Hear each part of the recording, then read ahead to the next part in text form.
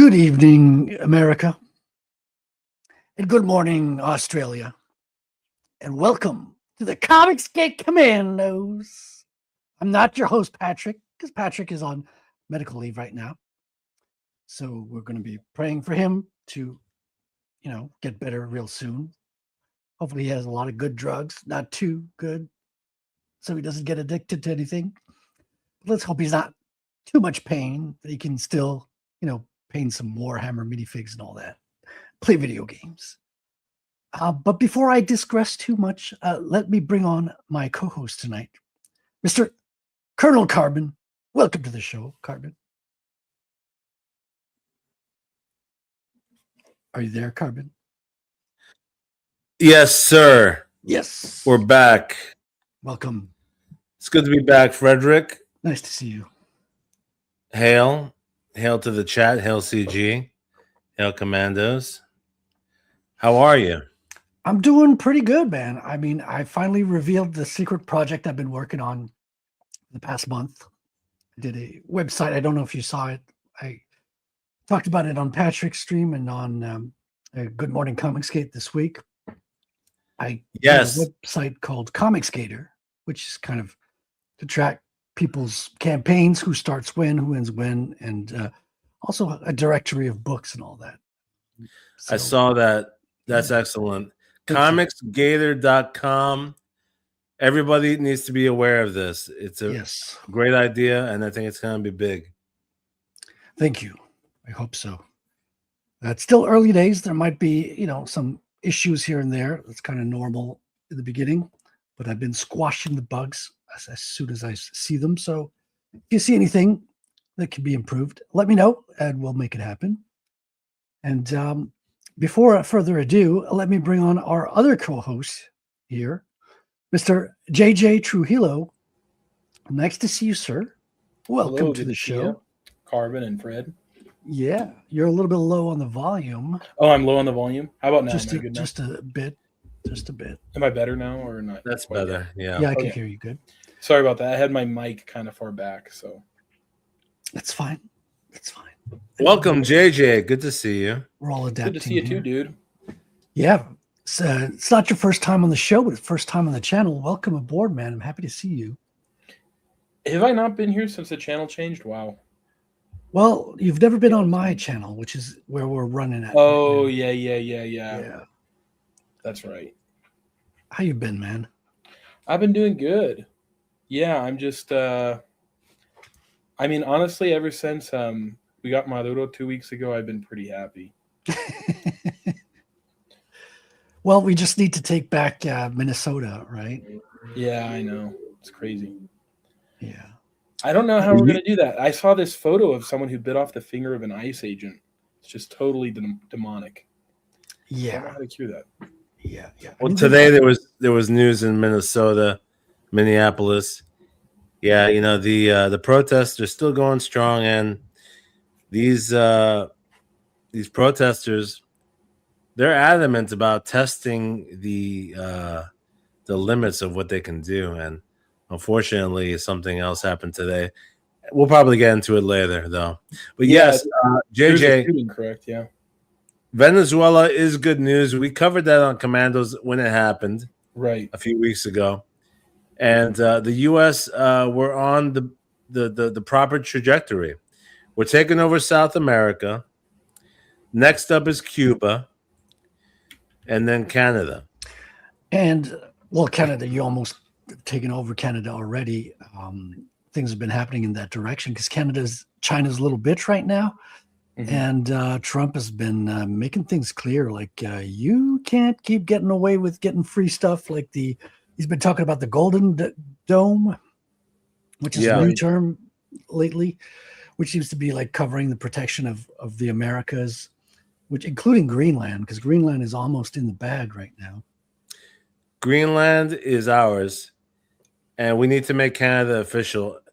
It's going to take time, but I'm optimistic. This is what we need to do. The Western Hemisphere is ours. Yeah, it's going to be one big continent. It's going to be the biggest empire of all time, Right? So why not? Let's make it happen. But before we, go too much into politics, let me bring on, because we got a special guest tonight, folks. I don't know if you know this, but we've got a newcomer in the space, and coming from the world of video games, who's also gotten into comics recently. He's finished his first comic, but it hasn't been released yet. So without further introduction, let me bring on Saboteur Comics, ladies and gentlemen. Welcome to the show, Saboteur.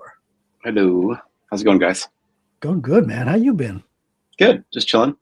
Doing, Nice. living it up in the winter. Locking the doors and closing the windows. I've got my window open tonight because I don't want the computer to overheat. So that's the best way to keep it cool. Okay. Natural. So I live in Indiana, so we have a little bit of that winter weather stuff that's happening. Little storm, Yeah. Nice. So that's not too bad. And I see you. They Go were ahead, saying it's JJ. going to be way worse than it was. I always hear them say that it's gonna be worse, and then you're like, it's not too bad right now. But we'll see tonight what happens. Overnight. Yeah, that's true. Yeah, they're calling it the snow apocalypse. And I hope not. Canada must be even worse right now. That's what I Well, thought. there's no snow here yet because we're going to get it later, but it's freaking freezing. It's like the wind on your face is like razor blades, man. It's freaking cool. Yeah, same. Yeah. Yeah. Today in New York, it's the coldest day we've had in a long time, actually. Sub-zero. We haven't had sub-zero temperatures for a while, actually. But anyway, Charlie. Is Charlie your actual name, Saboteur? Yeah, it actually is. Yeah, it is. Nice to meet you, man. You too, man. I see you guys all the time on. Way to dox him, on the Carbon. shows. You just full on reveal his real identity right on stream. It's written over Yeah, it's there. right there. Oh, Yeah. okay. All right. I'll let you get away with that this time. Yeah. Yeah, it's not my fault. I see you guys on the streams all the time, so I kind of know whose voice is whose now. I don't even need to look at the screen anymore. Yeah. Yeah, I've But, seen Saboteur. I've seen you before in streams as well, like in chats. Oh, cool. Yeah. Yeah. I'm like a little whore, and I just jump around everywhere. That's right. And speaking of little whore, no, I'm just kidding. Wow. Transition. Katie? We've got a surprise guest tonight. Oh, We were not expecting this. Oh, shoot. This Disavow. is Ooh. this is a surprise. That was spicy. That was a little spicy there. Yeah, Yeah. I know. I got to spice it up a little bit, Ladies and gentlemen, without further ado, He is not an agent of the CIA. He is a writer of comic books. Introduced me in such a way, you piece of shit. Oh my god. General Fuck Q, you. General Patrick shit. Quinlan, ladies and gentlemen. Yes, sir. Good to see you, man. Hello. Good to see all of you. How are you all today? Doing good. Charlie, nice to meet you. You too. I'm excited to hear about your work and your campaign. Cool. Yeah. Thank you. And I want to say thank you to Carbon and Frederick for holding the reins, for taking over while I was gone, and for still running this show, because I don't want to run this show. So. It's too late. You're in the All hot you. seat now, man. You got the reins. I'm liking the beard. Thank you. Yeah. Yeah, this I is got rid like of the unruly hair earlier today. I was rewatching some clips from JJ's stream that I hopped on last night, and I was like, I look like a homeless person. So I I get the fresh haircut with Yeah. the beard. yeah. Yeah, you're embracing the Nordic, or what is that? The Viking roots. My pagan roots. Yeah. Yeah. And if Yeah. you're going to be absent for a couple of weeks, you might as well come back with a big beard. It's like I thought you were held in- denotates yeah. a change. I thought you were I held in couldn't like get a rid of it federal all. prison for a few weeks or something. I told you not to say that. On Oh, the yeah. stream. Well, there is a cage right behind him, so Well, yes. Hello.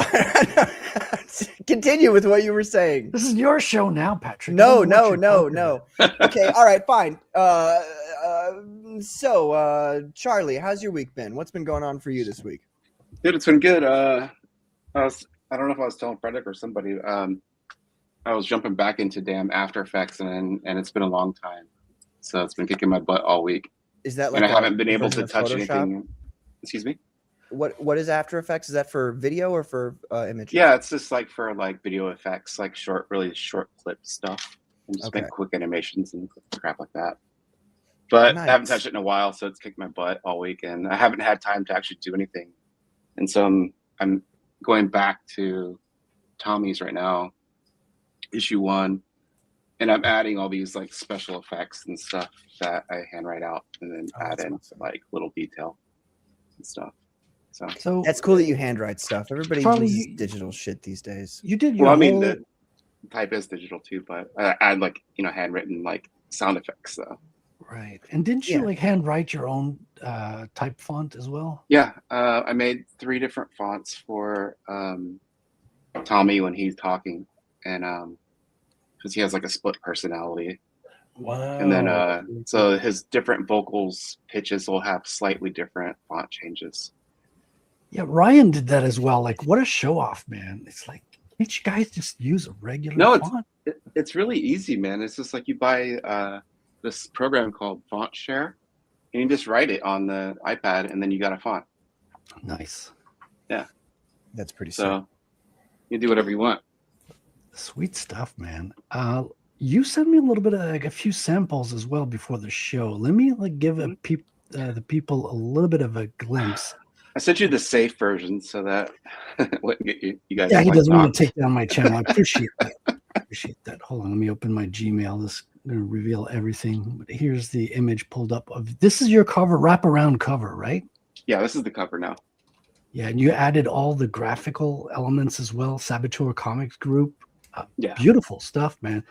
Except you like hand drawn part of it with a crayon. What's up with Yeah, that? so that's one of the personalities that's like taking over his what he's doing.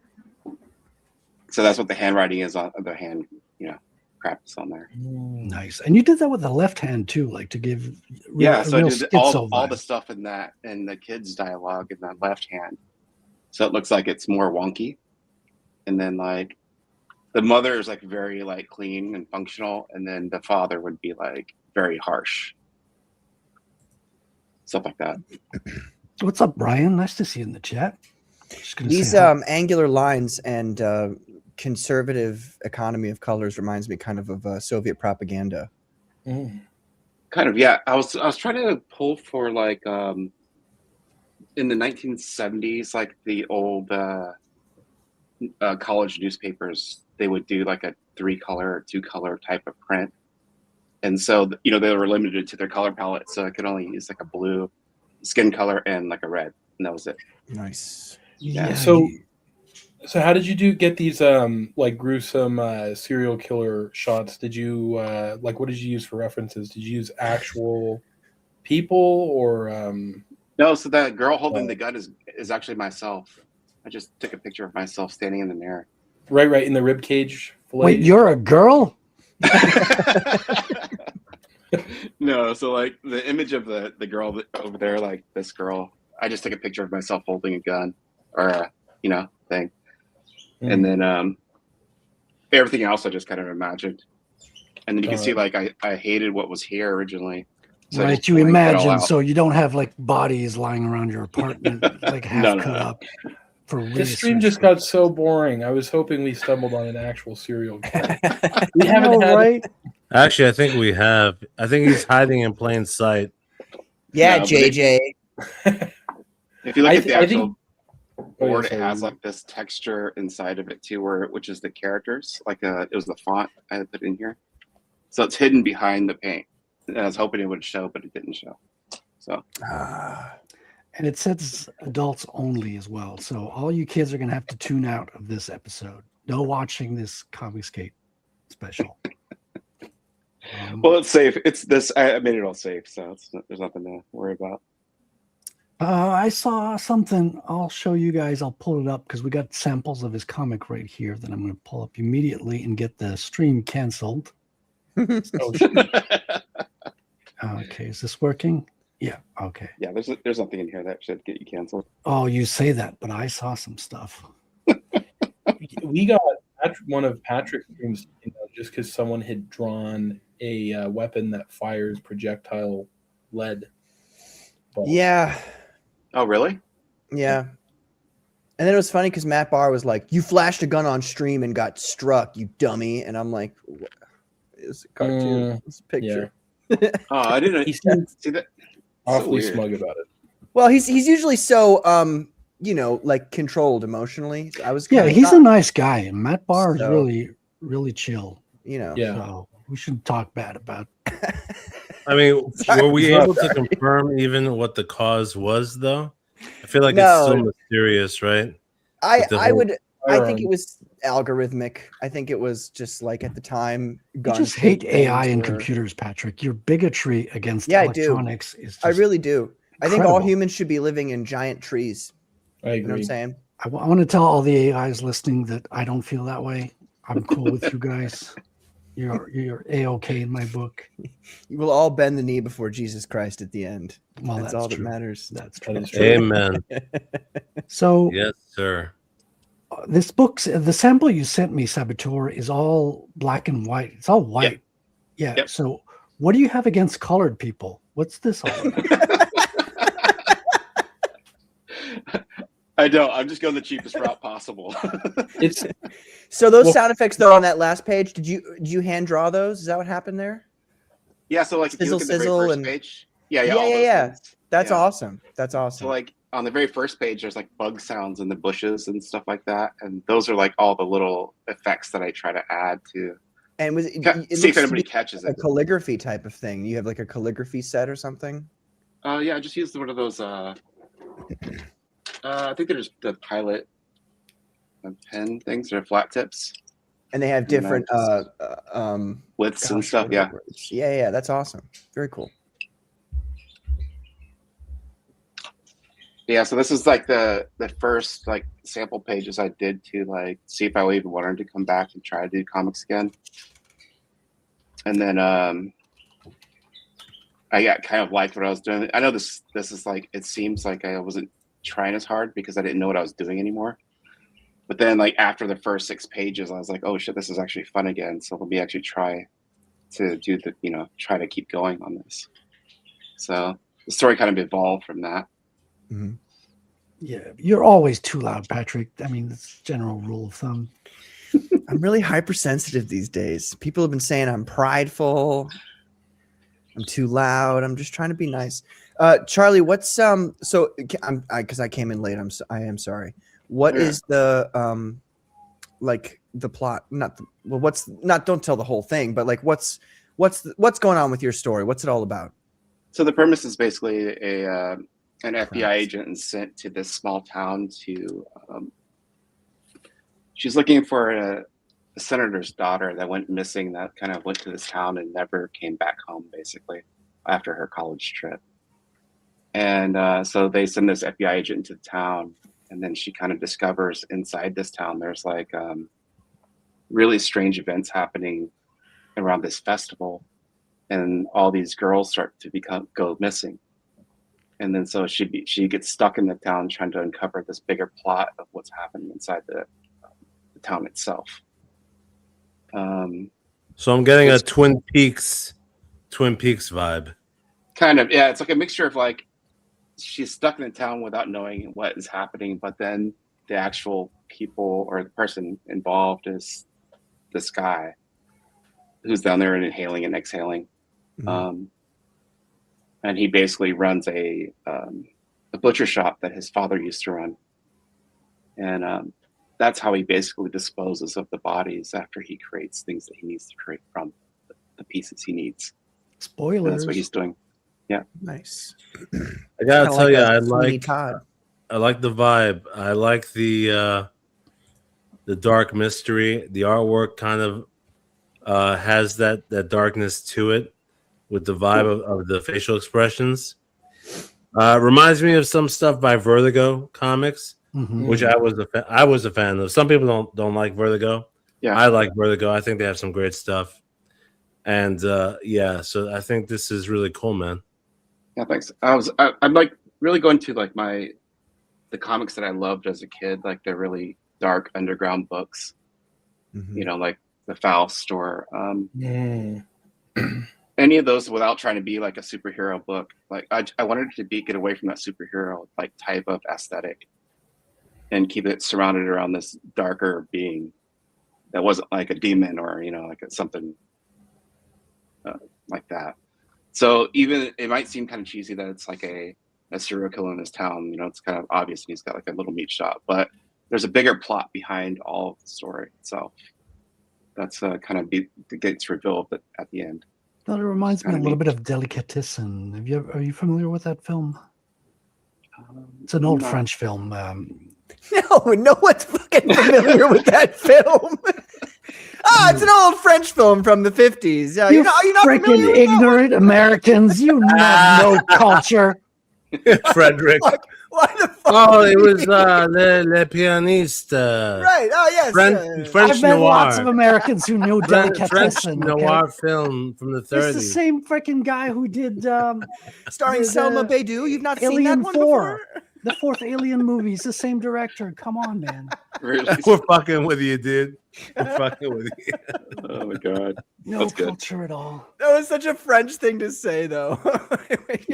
Wow. More bigotry coming out. No AI, no French people. Patrick, bigotry show. Yeah, you know how other people are like, "Oh, I'm the prince of ComicsGate. I'm the chosen one of ComicsGate." Well, I'm the bigot of ComicsGate. That's me. The bigot. Yeah, there you go. Right. That's a new comic. There you I go. think it was called Le Mythe. Merci. Thank you, Patrick Dubé. Ryan Dubé, I should say. Yeah. I like this stuff. Kind of reminds me. It's like a mix of I don't know if you know the Godfo guys, and if you ever seen their comic before. Yeah, I've seen that work. Yeah. Yeah. It's like a mix between that and Vasilis Lolos. Like it's in between those two. I really like it. It's very cool.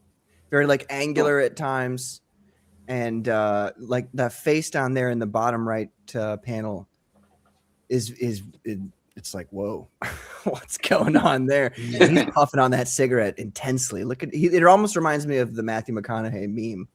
The next panel the next page after this gives a reveal of what he looks like, and it's pretty cool, and it's like there's no other page. This is you the can't last see. page. I wouldn't show it in the thing because it's like it's pretty brutal.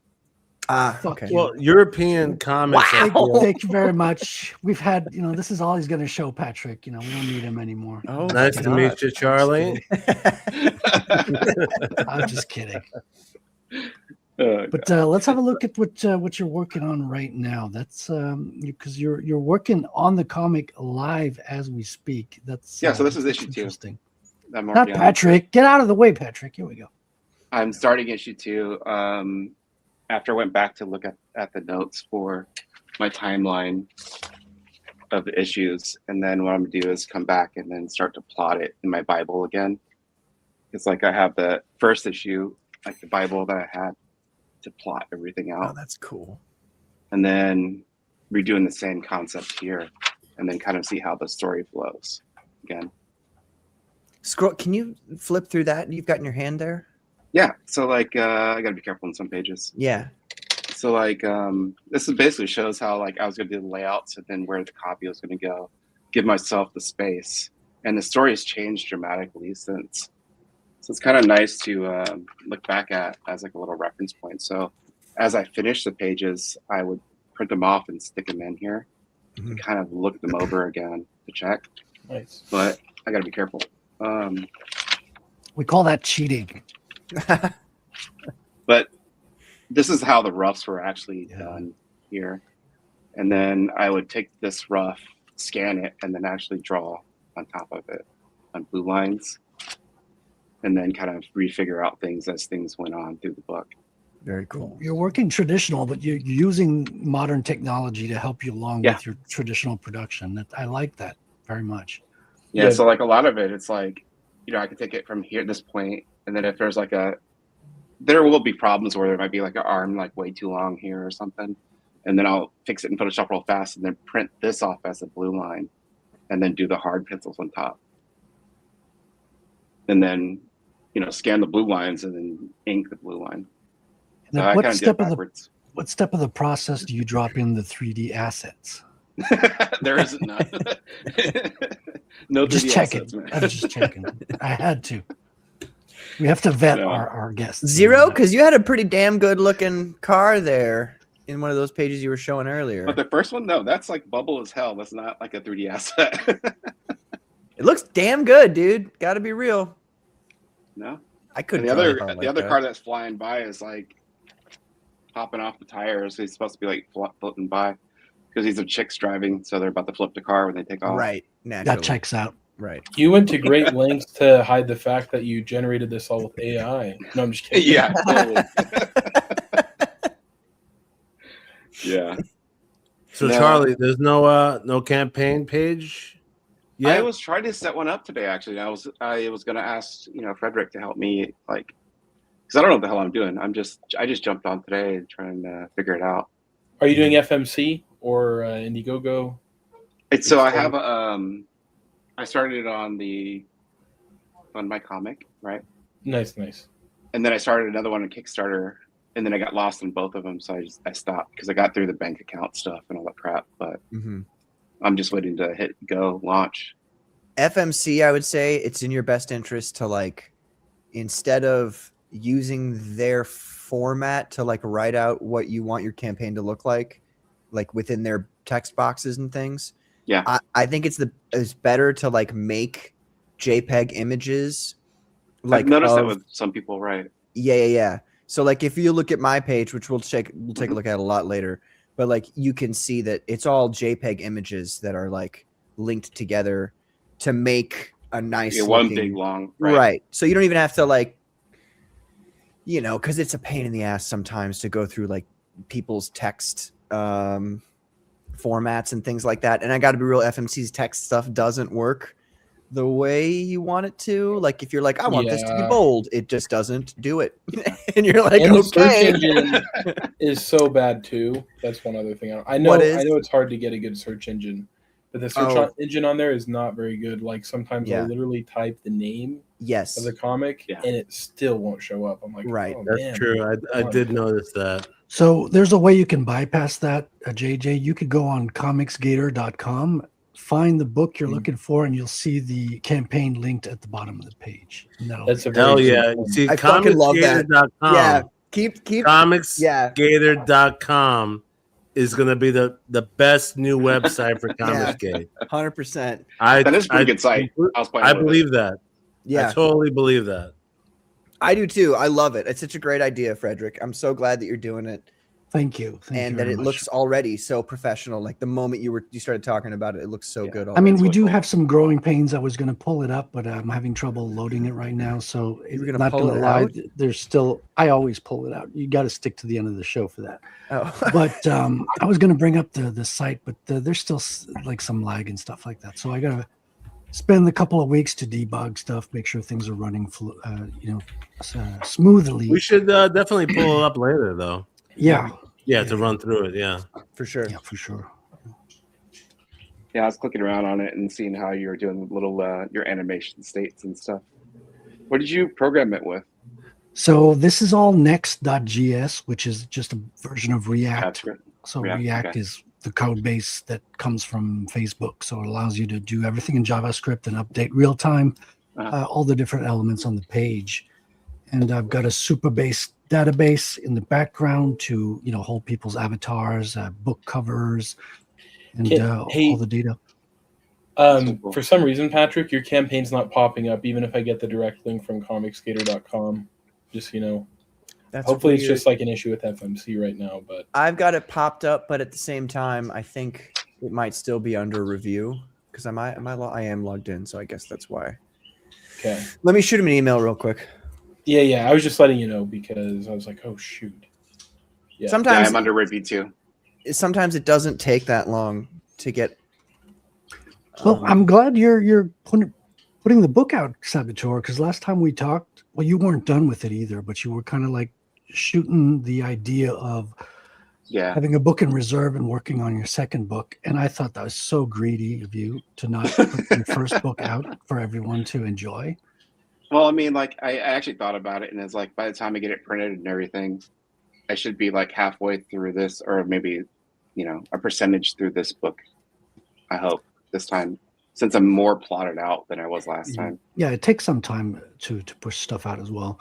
Yeah, Bootlegger is in the chat. Welcome, Bootlegger. I know he was looking for some good horror books. He's very much a horror book enthusiast. And I think he's going to dig yours, Saboteur, because I think he got Cool. something good coming up. So how many hundreds of thousands of dollars of Zipatone did you put into this book? Dude, I don't know. I spent so much money that's just like crazy. Because it's like $20 a pack, and then at first I was using a pack a page, and I went through, I don't know, 40 pages over here. So it's pretty It's good. crazy stuff. I think I used like 2 panels of Zipatone in my book. I got a full like case of just like spare Zipatone now that I got to figure out how to use, and it's just all laying around that I got to save it because I spent so much money on this stuff, you know. Yeah. So even a little corner right here like will come in handy one day. I just gotta Yeah, figure you out never know what. when you're going to need like to shade a little element. So people who don't know, Zipatone is just like a stick-on translucent paper with dots on it, right? So the dots give you these gray tones. Yeah. You got This stuff. yeah, there you go. You see it. Oh, you see, you cut it out straight from there. Yeah. Okay. And then I Mhm. use like a book bone to push it down. Like this is the book bone I use. So when I put it back on the page, I can like scrub it in. Yeah, yeah. Because And you don't want then I any have- air bubbles, and sometimes Yeah. edges will like not stick perfectly, and it'll like roll up on the sides, and that's aggravating. Yeah, totally. You see, Then I use those these are the- Japanese. Go ahead. These are the techniques that I am in full agreement with AI replacing, because Wow. all these, like, to me, this looks like primitive. Like you're It doing is. like your primitive Yeah. methods here. That Yeah. you know, we have technology to replace this now. You know, you don't need to spend all this money, all this extra time. You know, That was if the point I didn't want to technology's get there. to, There's no extra time, Carbon. You don't know the pleasure of pushing an X-Acto knife along a sheet of Zipatone. Oh God, that was whew. The pleasure of pushing that That could knife. have gone a totally I different know. way. I was prefer like, what? chopping wood. Oh, I now I prefer know. the pleasure of chopping wood. Now we know where this book came from. Oh my goodness. Hey guys, I actually have to dip now. Sorry about that. I was hoping I could stay on. Wow, are you gonna go cheat on us with FFS? That's gonna go on your No, no, permanent no, no, no, record, no. JJ. You know. I had the funny thing is I actually had to briefly go on a bit ago because I was being accused of some things, so I had to clear my name. But no, I'm not going on another. Well, you stream. shouldn't have I'm called Ruby the N-word in full view of everybody. I mean, did not call him the N-word. Everybody knows this is a true thing now. It's canon. And I don't, Nah. like, JJ, we haven't even gotten into the controversial topics of the week that we're Yeah. going to get into soon. I know. You know? I just had. Hopefully, I'll be able to come back in a bit. Yeah, He's he can got go these lame take care of what he excuses he needs to calls take a care of wife and come and back later, kids guys. and You know. responsibilities. Fucking letting me down, JJ. Sorry. Once again, letting me down. Oh shoot! Hold on, Carbon. He can come back in later, and we'll make him wait in the back green room. No, you're as a always punishment. You're always welcome. Anytime, JJ. You know. All right. Sorry about that, guys. It's good to see you, JJ. Okay, Have a thanks good for one, having me man. on. Bye. Peace out. See ya. Take care. Yeah, I was gonna show this one because like this is like actual putting it on, the zip gun on, and then rubbing around to get some of the whites in. You can see on the hair piece up there. Kinda. You see, Carbon? He's rubbing around to get some of the whites. See what you're missing? I mean, Did you rub it around before or after? Frederick I whipped it out? respect all these techniques. I was being, I'm fucking around with the whole. But there is something to be said though. You need to kind of be practical with some of these new tools. If you can save a lot of time, and it's not really cheating per se. I agree with them being used. You know what I mean? Yeah, I totally wanted to do it old school style, like the old books of like the 80s and 90s, and really go through what the steps they went through, because like you'll see on the pages after they print, like some of the zip tone actually falls off and goes somewhere else on the page. Then you have like a hand like that you can't pull off the page anymore, just stuck. So it's just there. It is rough when you can't pull it off. That is. Listen, Carbon, you can use digital Zipatone. Like a lot of software does it really well now. But all I'm going to say is at least try it once for real before you commit. Try it once. Good stuff. Yeah, The amount of time- honestly, Try I'm it on once. That's I'm on the crossroads. I think a lot of people are on the crossroads this year between using technology and being old school. You know what I mean? 2026 is the year where it's like, should I just go ahead and use the technology versus, old school? But I respect all the old school, of course. Oh you yeah, know. totally. We got Tank in the chat. How you doing, Tank? Tank should be an honorary commando. First of all, for being a real vet and being a tank. Oh yeah, tanker. Wait, what do you mean tanker? He's a real tank. You just call He's him a tinker fat, also. Charlie? Did you just call him? Did you just call him fat? Is that what you did? No, he's He's a real tanker. Yeah. Welcome, Tank. Happy to see you, man. So Charlie, you grew up in Indiana? No, I grew up all over the world. My father was in the military, so Oh, What we brand? moved around quite a bit. welcome. What branch? And he was Army. Oh, nice. Okay, thank God. I was afraid you'd say Air Force. Oh, no, Wow. no. So we Whole went to, lot of like- bigotry coming from you, Patrick, tonight. It's incredible. I can't we were believe- like in Fort Bragg, and then Washington, Panama, Okinawa, Germany. So just all over the place. Did you pick up any second languages during that time? No, I mean I understand Japanese. Like I'm half Japanese, so Oh, awesome. That's awesome. I understand it, but You're like Psylocke, except I a can't man. speak it. Wait, I thought you were Vietnamese because you were named Charlie. No, Well, I'm actually Okinawan. Wow. But, it's What? conquered by Japan. What's So how's that joke work, Carmen? Explain it to me. A Charlie joke. But I don't but I get am it. from Vietnam War. So. God almighty. He's never Anyway, watched a back to Vietnam what you're movie. talking about. The Sorry, bragging Charlie. rights are real when it comes to knowing Japanese, Yeah, because totally. that's a huge advantage, being able to go there. True. I'll tell Now, you the bragging. Oh, go ahead. Here's a very serious question. Mm-hmm. Do you have any sisters, Charlie? That Oh my God! Wow! Really, Carbon? But, you know, I'm glad you asked it, Carbon, and not me. So I don't hold can't back. believe you said So that. that Carbon. gets- Seriously, I that get is right to like- the point, That is man. out of I go- line. I will not have this on my stream. Go ahead and answer him, Charlie. yeah, I do. well, so next question. Are they single? All right. Well, there is I'll leave it at a that. Comic-Con convention coming up soon.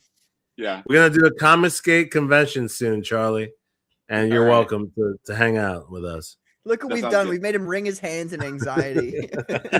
Wow. Wow. This is the most uncomfortable show in Oh, Comicsgate, man. folks. That made me laugh though. Good. That's We're the just way to fucking go. around, Charlie. We're just messing. No, So- but We're I always was gonna say doing I do have bragging rights. We used to live on Kadena Air Force Base in the '80s, and the SR-71 used to take off from there all the Oh time. hell yeah! And my dad took me down to the terminal one day, and he knew something special was going down. And there was like 6 SR-71s stacked up in a row, getting ready to take off together. It's not a competition, Charlie. You don't need to No, have this is more awesome. This is the awesome SR-71s part. than And there was a silver one in the front, and it was called a YF something. I don't know, but they were all just taking off all at the same time. I was like, holy shit! wow. Yeah. That is That cool. is cool, man. That is fucking Yeah, if cool. you guys are into airplanes, I really Dude. dig the SR. It's first of all, my dad was in the Air Force, so fuck you, Patrick. And I love the SR-71. First of all, it was the airplane the X-Men were flying. Yeah. in, Yeah, dude. for those people who don't know watching. Second of all, I used to do model planes when I was a kid, and I did 2 model planes like at 10 years old. One was the SR-71, the other was the Harrier, because Harriers are fucking awesome. Is Classic. the SR-71 Fucking classic. the black stealth? The It's Blackbird, the Blackbird. Yeah. Oh, no, like the one that's very angular and geometric. That one. Yes, the big long one with the 2 big Yeah, engines on the back. Triangular, pretty Hold on. much. I don't know. No, it's not that. That's the beef. That's the bomber. It's the The fastest SR-71 airplane. is yeah. the one So the that's SR-71 curvy. is the Blackbird, 100%. Yes, it's the curvy one that looks. It's a got sexy. long- It's a sexy piece Yes, of machinery for yes. sure. It's not the triangular. But one. it's not the what's the triangular one called? That one is Stealth also, bomber. fucking Yeah, awesome. those are nice too. Is that the Isn't that the B2? Yeah, I think that's a B2. Dude, I that saw one one is of those in person randomly Haven't seen flying those yet. over my neighborhood on the way to a base. It was surreal, dude. That thing floated in the sky like it was like a hole in the sky. You know what I mean? So let's do Yeah, a that's quick awesome. glance at the chat here. We got Tank Ferret saying it's so cold out here. I had to climb inside my condo just to stay lukewarm. Wow, you got a condo? Oh, he says Tauntaun, Ooh, not skunk condo. works. Okay, that checks out. it's not right. Man. Bootleg says, unless that's cranberry juice, okay, he says, keep drinking, you'll lighten up. What do you mean lighten up? I'm not light enough. This is my regular personality. And no, this is not cranberry juice. This is good old red wine, of course. Yeah, finish that glass up, Frederick. Listen, Yeah, kill that sucker. just because you outrank me, Carbon. How the hell autocorrect came up with that one beyond me? Isn't think military Johnson- technology though just it's so awesome? Like it's so cool. It's the tip top of all technology for every version of thing. And it's just so sexy. Like they always make it so efficient and tactical, and that's sexy. Like I think that's awesome. The coolest thing is like when you get into shit like DARPA and you read what they're making on their homepage or something, and they won't tell you what they're actually making. You kind of have to read between the lines of what they're talking about. And then you're like, what the fuck are they talking? Like, what are they creating that's going to be the life-changing thing that's next? Yeah. Well, they're the ones who came up with the internet. Yeah, Well, they came up with pretty much everything. It's fascinating seeing like what the Air Force is going to do next, because the Air Force being the like one of the worst military branches of all. Oh, we lost connection with Patrick here. Seems he's having some connectivity issues, just like Iran. Certain things. But even though their capabilities are like really cool, the Air Force, like at the same time, they are the perpetrators of like hiding all of the information about UFO and similar phenomena. And like, so they're like, really, it's their, like, they need to fix their shit. Otherwise we're going to come down their throats, and not in the fun way either. The Air Force? Oh yeah. The Air Force sucks, dude. They're Yeah, really bad connection tonight. Must be the storm. There's a storm out there. Yeah, I think St. Louis has been being hit hard right now. Yeah, clearly. I think the storm started over there. Connectivity issues with I mean, if you spent time in like Marine Corps ROTC, yeah, but here's the look at thing with the everybody Air else Force. negatively, and so the Air Force is just like a bunch of pansies. Patrick, hiding the most important. Patrick, take it easy now. Okay, I'm sorry. Yeah, I have a lot to let out. It's easy. been a long time. Sorry. I know you're revved up and you're coming in hot this week because He's on the meds, right? Carbon. The meds are making him. No, I'm done with the meds. You're revved up. No, but actually, I do know what you mean about the Air Force. And I always give a balanced answer. I'm the voice of reason on here. So, with the Air Force, I have heard about there being a little more leniency on the people who can join. And so they have a reputation. But keep this in mind, though. I have a friend who's in the Air Force, and not everybody can pull off being in those jets, because how sick you can get, once you actually experience that, like the barrel rolls on the jets and everything. Barrel rolls? Barrel rolls. Yeah. But anyway, yeah, a lot of people dip out. They quit the Air Force once they go through that initiation. So a lot of people can't manage it. So you got to give them credit where credit's due. The pilots are awesome. The pilots are like the top dogs. You know what I mean? But everybody else in the Air Force who's not a pilot, like I look at them sideways, especially. Yeah, but you could say the same about the other military units too, where there's people not even doing anything. No, because in every situation where the other military branches have been like, hey, we've got this horrible thing that we can't explain, that we desperately need to put this up the hierarchy and find out what the fuck is going on and why there's these objects in our training spaces, like the Navy. Every single time the Air Force comes in and they go, just stop talking about it, shut up, and give us all of your info on it. Like, that's what the Air Force does. Like, and it may just be some people in the Air Force, but it's always some piece of shit Air Force officer who comes in and goes, yeah, so I'm going to need all that information and we're never going to tell you anything about this ever. And it's just like, fuck you, Air Force. Like, and the But that all Space got Force, they're the That next. transferred now, right? I'm sorry. You're right. I am coming in too hot. I got to calm down. I got to calm down. Anyway, we respect all the branches of the military. Well, you know, some people respect all the branches of the military. Jesus Christ. Well, they're all valuable. Let's just say that. How about that? Okay. Yeah. Yeah, they're all I'll get valuable. behind that. Yeah. I was talking to Celebrity. You guys know him? He's on. He pops in the chat on Salty's channel and a few other channels. He was in the Air Force. I was talking to him in person actually when we at the convention. He's a great guy. Really fantastic guy. Which convention are you usually going to? Well, I'm not a convention goer normally. It was the Chattanooga Comic Convention. Salty invited me to have a little spot at his table, and I really appreciated that. And we hung out and had a good time, and it was a great time. What is Chat? Where's Chat? Is that Tennessee? Yeah, Tennessee. Yeah, beautiful Okay, country. yeah. Beautiful. Yeah. Yeah. Hell yeah. Wait, where's everybody from? I know New York, Canada. I don't St. know where Louis. Patrick's from. Well, I'm from Germany to be quite. He thinks I'm joking. Originally. Oh, You look originally, yeah. French though. What do you mean you're from Germany? What does Well, that I'm mean? French blood, but I was born in Germany. Yeah, well, you're still French. Yeah, Do you call forgot yourself this? German? Do I speak German? No, do you call yourself German since you're born in? No, Germany? because I'm Canadian. So I was born a Canadian. So my dad was in the Air Force. Yeah. And he was on Maybe. posted to Bagotville. No, that's in Canada. So he was in Baden-Baden in Germany, and I was born in Baden-Baden. Lahr. Not too far from there. Okay. Is your mother German or is she? No, they're Canadian both as well? French Canadian. So that's Okay. why, because to be a German citizen, you need to have German blood. And while I know where to get some, I didn't Horribly have racist. some at the time. It's terrible. Yeah. Oh, God.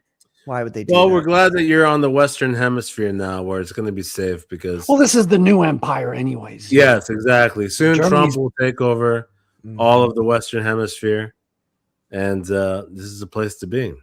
Did you guys Yeah. see that report about what they were really wanting Greenland for? What's that? And it got deleted last night off of Twitter, like mysteriously. All this bullshit. Detail. I'm looking for reasons to get my check. What is it, Charlie? They said there's like a humongous like UFO that was like bigger than the one in the Phoenix. Oh yeah, incident. I saw those posts. And it was like there was like a base there that you could only see on Google Maps that it just started defrosting a little bit because of the heat or something. Oh like that. yes, yeah, I saw that. Yeah, that's kind of cool. I thought it was a nice little thing last night. Nice, isn't that? I mean- that's the plot of one of the first Thing movie, right? Oh yeah, that's right. Yeah, Yeah, the thing. old black and white version from the 40s or something. yeah, totally. Yeah, that's a good one as well. I mean, it's dated, but if you guys have the chance to check that Thing movie, It's on Tubi. Is it in Greenland and not Antarctica in the 50s version? yeah, I think you're right. I think it's Antarctica, but the Greenland story is kind of reminiscent of that plot line. Yeah. It would be terribly fascinating if there was something in Greenland considering the Nordic mythology and just be terribly fascinating. It could be the UFO. I think the Yeah. simple explanation is the correct one, which is just that strategically having that, be owned by the U.S. means that. But you say that, Carbon. That's not the simplest explanation, though. Like the It's simplest not? explanation from your worldview, not even just mine, Yeah, but like and both who of our says the worldview. simplest explanation is the right one? I think the most dramatic, You- exciting explanation is the right one. So fuck you, okay? All right, slow down, guys, and take it easy. All right. I can't take it easy. But hold on. How is that not the simplest explanation? Give me a more simple explanation. Well, the for more why we simple would want- explanation is like you'd have to like who runs the world. That's what you have to ask yourself. And the question from who runs the world and then what is their motivation is then the simplest explanation to any reason of why anything occurs sociopolitically. The Jews. But people pretend. I'm not. No, I'm not, it's really not even the Jews. I have to be real with you. Like It's 12 people had a DARPA. They might be involved in it. What I'm saying is like this. They say that the simplest explanation, but the simplest explanation from a false set of pretenses is still false, even though it's the simplest explanation. And the false pretense being like the United States isn't controlled by the most evil, corrupt, like horrible people on the face of the planet, as is every other country. But that, you know, you'd have to get to that realization to then make that the simplest explanation. Tank Ferret says, "Who does number 2 work for? It's none of your business." Number 9. The Prisoner. Excellent reference.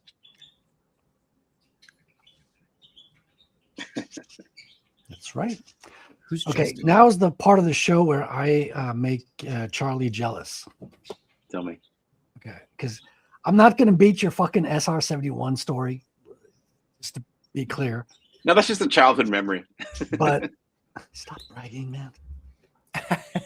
This came in the mail today. Ooh. This is Jim Lee's artist edition from the DC side of things. Yeah, so I already that's have the sweet. Marvel one with the X-Men bullshit. Yeah. This stuff, Look how big it is compared to your like head. You're like, this thing's huge. I have a very small head. So you got it's all the DC stuff, which includes Wildstorm now because they bought off Yeah. his Image thing. So you have like 30 pages of Wildstorm Studios Like stuff. Wildcats and stuff. Yeah, but it's not enough Wildcats, dude. There's never enough Wildcats. Let's Yeah. just be clear. I miss What? the old Wildcats. Like you've got That's rad. this is I might like, have to get this now. yeah, dude. I'm gonna Oh, fucking that's ruin sweet, you man. with these like artist edition suggestions because Charlie gave me a couple of good references, which you know these things are costly. These are not Yeah. small books. And for those who don't know about the artist edition, these are not printed to be like beautiful like in a comic book. They're printed to get all the dirty like all Scuff the- marks and yeah, glue. exactly all the work that goes into it. So whenever there's lettering, you'll see the cutout of the paper of the lettering on the sound effects.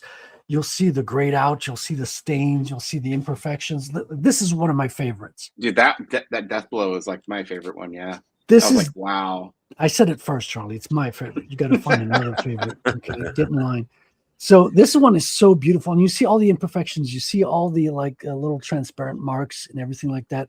Yeah. It's so gorgeous, man. It's like I can't get enough of this stuff. Oh, So that's sick, Jim man. Lee's DC edition, Fuck artist yeah, man. edition for DC Legends. Highly recommend it. Most of it is Batman. You got a little bit of a Superman and some DC stuff, but I'm really a fan of the early Wildstorm stuff too. I was actually Oh, yeah. salivating as you were flipping through that. Isn't that It looks so fucking awesome, fucking good. man? It's so good. I've got like this is my 4th artist. I got to get. Hold on, I'm going to show you the one that Charlie recommended. That one's like one of the best ones ever. In my opinion.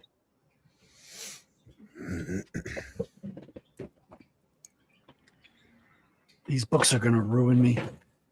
So this is the other Jim Lee artist edition, which is the old Can stuff, you right? focus your camera? It's hard, you're out of focus. You need to start drinking less, Patrick. You know, if you see things blurry like that, It's it's not- because you've got I'm too not- many shots in you. I don't Okay. drink liquor. All right, so see obviously the Yeah, you're Come so on. fussy. Bring it closer. Bring the book closer. Restart your camera. That'll do it. I promise.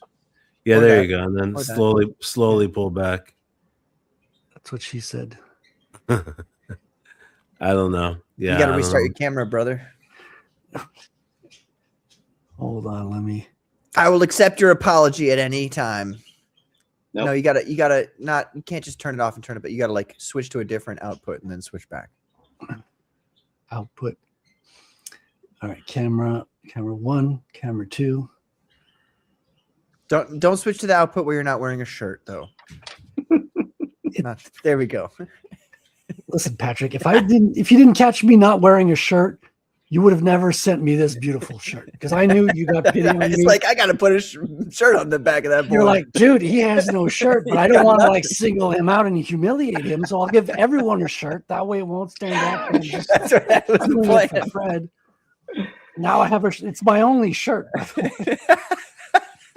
It's the only reason I can be on camera now. I've always loved that cover though. I've Yeah. loved the way that Black Widow was drawn back then. She's so awesome back then. So these are huge. And Magneto. Oh my god. Yeah, these are all the X-Men stuff. So you got the stuff from the X-Men #1. You got some Uncanny X-Men in there as well. Like this is the most beautiful art in the world, man. Yeah, I haven't seen that book, those like Jim Lee issues, and that was like a page that like broke my heart seeing that. So good. Oh my gosh. This is the kind of Beautiful. stuff that will make you give up making comics. Yeah. Or inspire you. I prefer the inspiration. Yeah.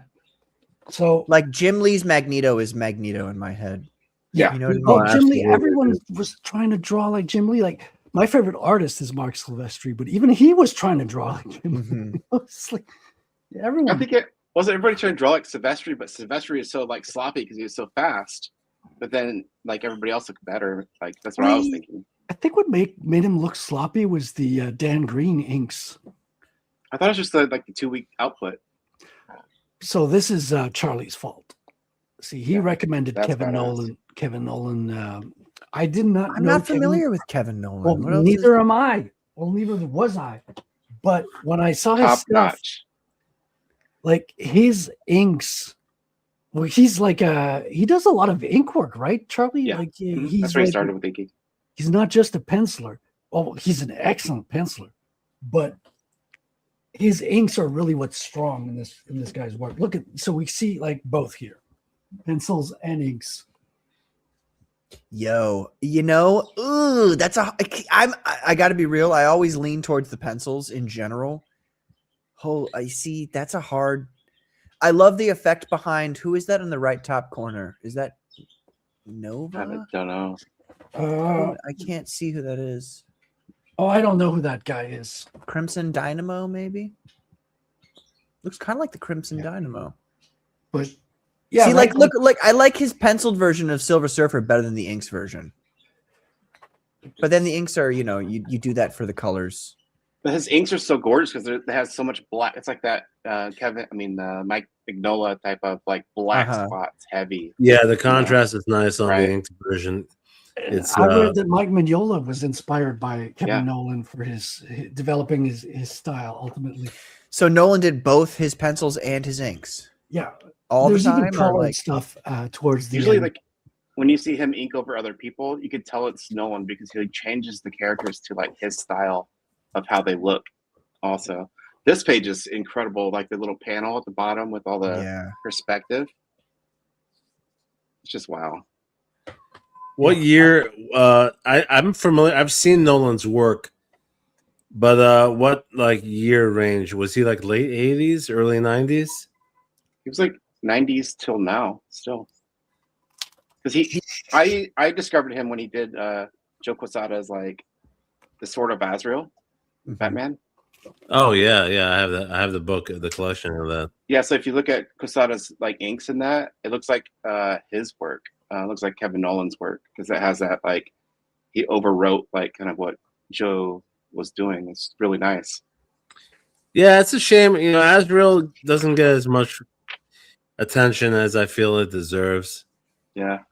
Such Here's- a great here's my- character, Yeah, totally. Here's my show off. I got the Body Bags artist edition. If you know who Jason Pearson is. Mm-mm. So It's not a competition, Charlie. He passed away like not too long ago, but Ooh, well, he passed away, so you lost if it was a competition. Disqualified.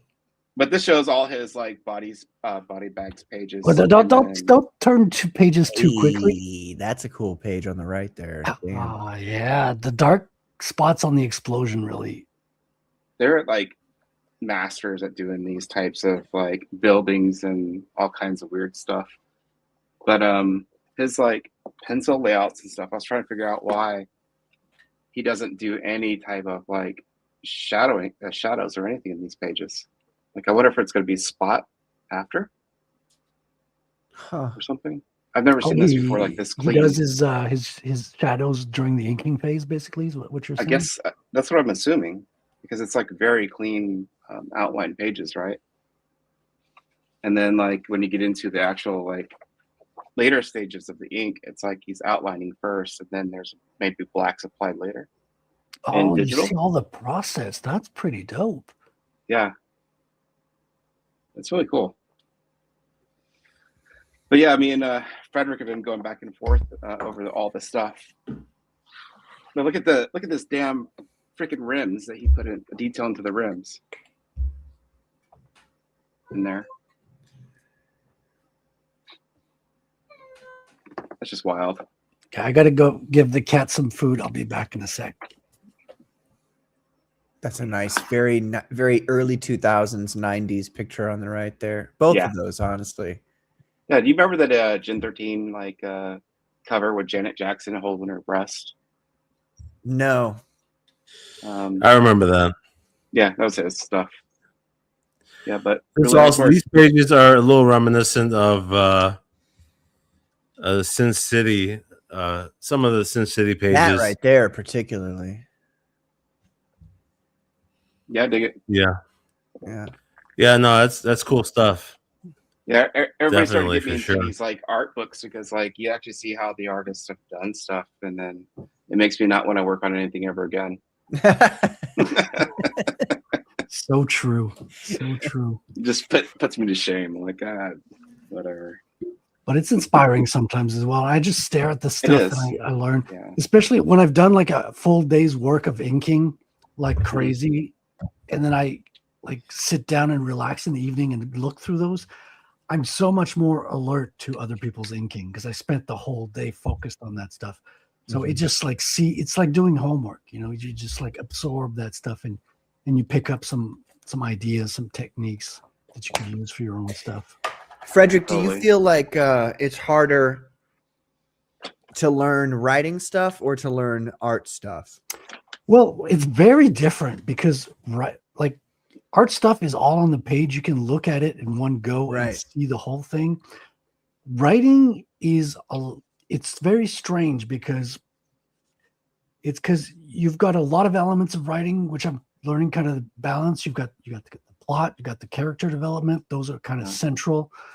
And then you have to kind of roll that out in a way that's interesting and captivating and keeps you engaged at the same time. And things have got to make sense. You've got the logical aspect where you got to make sure that, you know, all the dates are correct, like make sure just the factual information holds. So it's just a whole different skill set. So I find writing more difficult because I didn't learn those skill sets as a young man, right? Because I learned, even though I wasn't like professional quality learning to draw when I was young, I was taking in all those concepts, like absorbing them like a sponge. So I'm new to writing, so I find that's a little bit more. It needs more attention on my part. I need to rely on other people a little bit more. Like I can trust my drawing. Like I can draw something and know if it's good or not. If I write Well, it something, depends. I mean, following what you're saying, Frederick, clearly you're a visual artist. That's the natural talent that you have, right? And so my answer to that is that, I mean, I feel like people have their own natural talents that they're best at, right? And Sure, yeah. so everything else is not going to come as naturally to them. There was So if a you're a long born pause natural artist, there. We all agreed with you. We're just- I didn't think it was that long. Anyway, but yeah, no. So it's a yeah, for time example, zone if difference. you just don't have the visual arts skill, and some people can't draw for shit, right? But they're brilliant at something else, whether it's math, whether it's, you know, becoming a lawyer, and you know, or telling stories, or just having verbal skills. I think it just depends on your natural gift. I think it's hard to compare which one is more challenging, right? You know what I mean? Because I think it's incredibly rare for a person to have both. Oh yeah, be- like I couldn't say like be- for sure which one is more challenging, like in Yeah. an objective sense. It's absolutely, it's like 100% subjective, and the one I'm focusing on learning. Well, that's all I was asking was like your subjective Yeah, experience with yeah. it. Like if you felt like because I think because there's that level of like you do something, then there's feedback, and then you learn from the feedback and change what you're doing that you think needs to be changed to make better work. And I was wondering if maybe like I don't know, maybe you're still waiting on feedback for Vattel #1 to even know where to move writing wise from there. Well, I've got feedback from the beta readers and all that, so I've got a little bit of an idea. But yeah, I'm looking for like a wider range of feedback. But I already know where I'm going. I'm already writing. Well, I already wrote the second one. Right. Not necessarily in a finished sense. Do you do this? Do you do a similar thing where, because I see you guys, you're artists, you're visual artists, and you're looking at the works of other people, which is awesome. It's the best thing you can do, and learning from those masters and stuff. And like, do you put in the same? Because Charlie, you write your own book too, right? Yeah. So this is your first time. This question writing applies to both of you then. Yeah, because you're writing. I'm sorry, first time writing as well. Right. Yeah. But like, do you? Because I know that I can tell that you guys love the visual side more. I know that because that's kind of where you're coming from. You know what I mean? You're not coming from, I'm a writer. Also, I draw my book. You're like, I draw my book and write it. The visuals will sell your first book, but the writing will sell your second book. Yeah. So then the question is like, how 100%. much effort do you put into, because from my perspective, it seems like learning how to write comic books is way harder than learning how to draw. And I'm taking this completely outside of like, natural skill level. You both are naturally skilled in visual arts. So it would be easier for you to learn the visual side of things. I don't know how good you are at writing or not. I know, like all I'm saying is like, is it more difficult for you? I just want to know what that experience is like when you write and draw your own comic. What part of learning how to do better is easier for you? We're working with a print medium. So even if you're not excellent at something, you can still work it and rework it and rework it. Like you can put in a lot of effort until it's good. Mm-hmm. Right. So the difference between, I think, a skilled writer and an unskilled writer, both get to a good finished product, but the skilled writer will get there really faster, whereas the unskilled writer will have to go through more drafts, more feedback, and think about it a little bit more, because the skilled writer can have all those elements in his head jumping around. Okay, well, I need my plot, I need my character development, I need it to go through this and that, I got to make sure the pacing's right, I want a faster pacing here, okay, I'm going to have like I need the characters to struggle, I need this, all these elements. So when you're a skilled writer, those things come secondhand to you. So you can build those up faster as an initial concept. Whereas when you're not familiar with all of those things, you work your first draft and you don't have all those elements in with the first draft, right? You got to go back and think, okay, I got to fix this. I got to fix that. That's the way I see it. I think they're comparable. Go ahead, Charlie. I was going to say, I think too that like, for me, like I wasn't planning to actually finish a book and write the book myself. I was just planning to do something fun for myself as entertainment. Mm-hmm. But the way I plotted and did the whole book on this was probably a big mistake on my part, because I just plotted it out by the beats as a page turn. So like as I knew which page would be hitting next, I would say this is going to be the impact, right? So I'd plot my story to be like, okay, this is what's going to happen to this point. I see. And then I didn't think about what would happen in the past. And then I was like, oh shit, well, I have to go backwards now and then figure out what happened in the past. And then I stopped everything and then developed the story behind all the characters and then their like relationships and everything else. Then it started to make more sense to actually make the beats function better, in my opinion. Okay. I was going to say that, just continuing my point from earlier, is that there are two different skill sets, obviously, but there are also two natural gifts that some people have just one or the other, and I think it's incredibly rare for somebody to have both, right? Yeah. But if you're a natural storyteller, visual artist, going from the point of having some skill and then building up to becoming more polished, I think it's comparable because, like, if you think about it, Patrick, like if you're born with natural artistic skill, right? But you're not polished yet, Yeah. right? So you need to actually build upon that natural gift. I think the same is true when it comes to being a natural writer or a natural storyteller, where you have that intrinsic basis, that fundamental talent, but you still need to hone it into something that's going to be polished and work so that it's sellable. So I think it's comparable. And actually, music is another element too. Patrick, you know about music since you play music, where you're born with the gift to be able to play an instrument. You could pick it up and just play it, right? Mm-hmm. But you're not there yet. You have to polish it to become a performer that's a professional, right? Yeah. So there's still that the learning curve exists for every different creative aspect. I feel it's hard to compare which one's harder. I think they're all hard in their own right, Yeah, Well, I just mean from the perspective of people who start with the art, like how difficult is it for people who start with the art to then who also write their comics to like go back and learn, not necessarily that you guys aren't good at it, but just to learn how to be good at writing. You know what I mean? Like, Well, I think it's you easier to spend all learn. your time focusing on visual.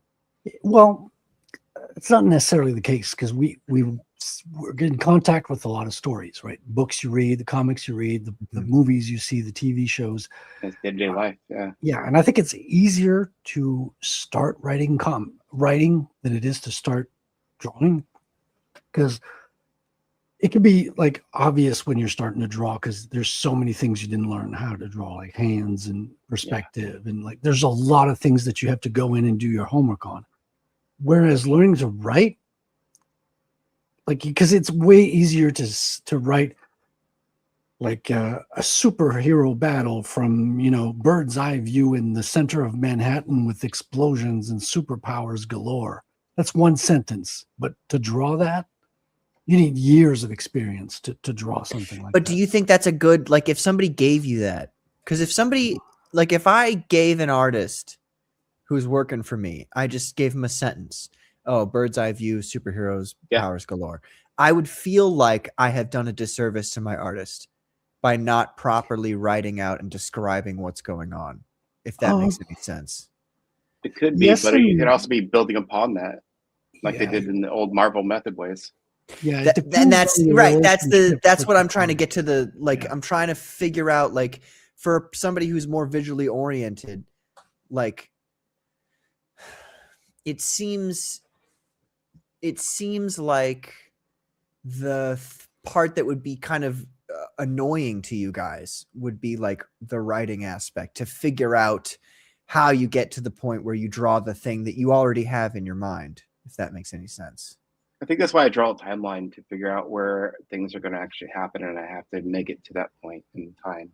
Okay. Yeah. And then I well, know being that a visual artist. Sorry, Charlie. Oh, you're okay. That's all I'm saying. Sorry. Yeah, I was about to say that being a visual artist, I think there's an innate quality of telling a story on a very basic level to begin with. Because even if you think about it, if you're doing a painting, right? Even if it's just a single painting, the painting to a degree is telling a story, right? So the great visual artists out there in the world, even if they're not writers, they're telling you a little bit of a story with their image. So I think that great visual artists already have that skill to a degree, a little bit of a storytelling aspect to their work. I know that, coming from me, it might not seem like much because I haven't produced any work for you guys. No, I don't treat you that way, Carbon. But it turns out actually I am a bit of a Renaissance man myself. I've done a little bit of everything. So yeah. No, you don't have to like explain yourself to us, Carbon. I know what you can do. I'm excited to see you. I'm curious. I can't wait to see what you do, Carbon. Well, the thing is, like, if you just listen to Carbon speak, then you can kind of get a good idea of like, is this guy capable of writing a comic book? And the answer is obviously yes. I mean, he's obviously well read. You know, he obviously knows classics. And so when somebody knows classics, it's instantly like, okay, you know, I have a lot more faith in you than like the average person who's, you know, oh, I've got a superhero comic. You know what I mean? And I hate shitting on the Cape comics because I love Cape comics. They're my, you know, that's the reason I'm here is because of Cape comics.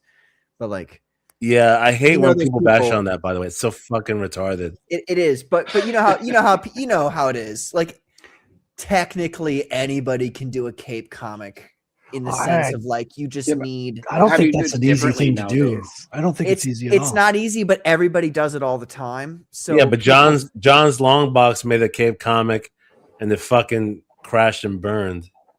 Well, I think that I to be real with you, I think that's a lot of like what like personalities and what he did and for promotion and what caused him to not get promotion.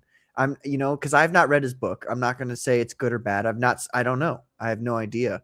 But I would lean towards the side of it's probably a decent Cape book. And it is easy to write a Cape book as opposed to a non-Cape book. It's easier to draw. You have a lot of archetypes that you can draw. When you have a cape to draw, you can hide everything. Well, yeah, but don't you think like too, like the markets are getting so like burned out on these superhero type books because you have that's been going on since the 50s. I don't agree with that. Done anything new. I don't agree with that. They're still wearing their same spandex.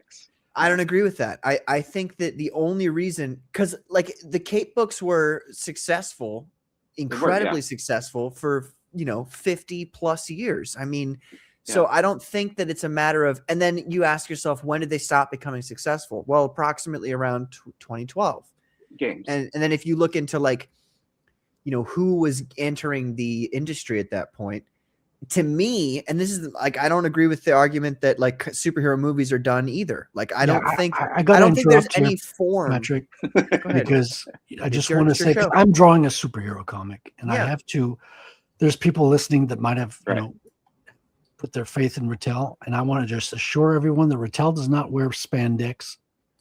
He wears level 4 Kevlar armor. Okay. That's just what I wanted to say. You can continue. Well, the whole spandex thing is it's just another like snide comment from people who are like I'm on Carbon's side about like, there's a lot of people out there who are like anti-Cape book. And I think that they're that way because it's a natural they've progression. seen how it's become, but it's not supposed to be what it is now, is what I'm saying. So like superhero movies are not dead. Cape books are not dead. It's just that they've been put in the hands of incompetent buffoons, and you've got to put it back in the hands of like if Mark Miller was still writing books for DC and Marvel, those books would still be selling out the wazoo. Yeah. If Ethan Van Sciver or John Malin were still working for Marvel, those books would still be selling out the wazoo. It's just it's not like because of the Cape aspect. It's just a matter of like who's doing it, who's writing this stuff. And for Cape books, you do have to love it. You have to love that camp. You have to love that, the kind of classic storytelling. And if you don't love it, you might be able to write a story like Frank Miller, or I'm sorry, like what's his name? The guy everybody hates all the time. Patrick Quinlan? Yeah, me. But no, like Watchmen, Alan Moore. You might be able to do that, but the odds of you being Alan Moore and writing a deconstructionist book that works is very unlikely in the Cape realm. Well, the thing about the Cape hate, the biggest reason, and I saw it happen in real time over the last like 20 years, is that it was inevitable because people kind of smartened up. People who were fans of all these superheroes, they realized like, okay, what's the practicality of these outfits? What's the practicality? That's stupid. That's fucking of having the stupid. Cape. Oh well, but it is realistic though. If you think about it, it's like eventually, like in the 90s, X-Men got huge, right? nobody had capes in X-Men, and they're like, okay, Mhm. yeah, why would they need a cape? Well, Like, hold they're on. fucking- Did I not just show Magneto like 20 minutes ago? except for Magneto. Wow. But Okay? but go ahead. Everybody in the X-Men themselves, though, the heroes, they didn't have capes. And the truth is, Wait. Do you think Storm does not have a cape? She's Well, got no, a lot of outfits with capes. To be clear, Carbon, Frederick- I'm talking about cape books in a very general sense. Like Spider-Man is a cape book, if that makes you know what I mean. okay, Like, well, all right. you don't have to so then wear you're a talking about cape. It's superheroes. just that a it's like superhero. superheroes in skin tight Heroes in outfits. tights, yeah. I was That's- just that's- assuming Okay, it was but what I'm Superman saying is when that he came in. the beginning of that criticism, though, it definitely was the criticism, and I remember this happening where like people were like, "Why do you need a cape? If you have these powers, there's no reason for you to be wearing a cape, right?" So then that led to the movement of more characters not having a cape for sure, right? And then you're moving on to the criticism of like, "Oh, we don't need a superhero protagonist." Like Spider-Man. And that's just retarded because, otherwise you're just going to have either a villain as the main protagonist or some kind of mishmash where like everybody's it's no longer like a great story at that point. Mhm. Well, superheroes are also like Well, maybe- modern mythology, are they not? It's like Yeah, it's they like are. a pantheon of demigods in a way. Yes and no. I feel like that applies to DC really well, but like Marvel, like I never looked at Spider-Man and thought he's a demigod. I just looked at Spider-Man and was like, what a great character. Also, he's got superpowers, which changes the stories you can tell. Well, about yeah, he's somebody very like that. relatable being a teenager, having Right. the same problems as everybody his age. But at the same time, he has like encounters with Thanos and like Yeah. divine beings. Like I agree. No, I would say even Marvel has that demigod aspect because you look at like Hercules. Hercules is half human, half god, according to mythology. So Right. he can relate to humans and he can relate to a being above, kind of, like Spider-Man or the X-Men, So, but it is, you're right, Frederick. It is modern mythology. These characters are ones that we're looking at as like, inspiration, and we're going to take the story further. The point I was trying to make earlier is that the whole debate against superheroes in general and like people being done with that, I think it's retarded because any story that's going to be inspirational or worth looking at, you're going to want somebody that you can relate to, mhm. right? And so ultimately, you're going to latch onto that person and you want them to succeed, whether or not they have powers, right? Right. I mean, everyone has powers in their life, and they're powerful in certain aspects and powerless in other. It's just the characteristics of who you are and your relation to your environment. When you get down to it, the thing about superheroes is it's a power fantasy, right? It's mostly targeted to younger people who, Right. they're subordinate to their parents. They're still in their custody. They're their responsibility.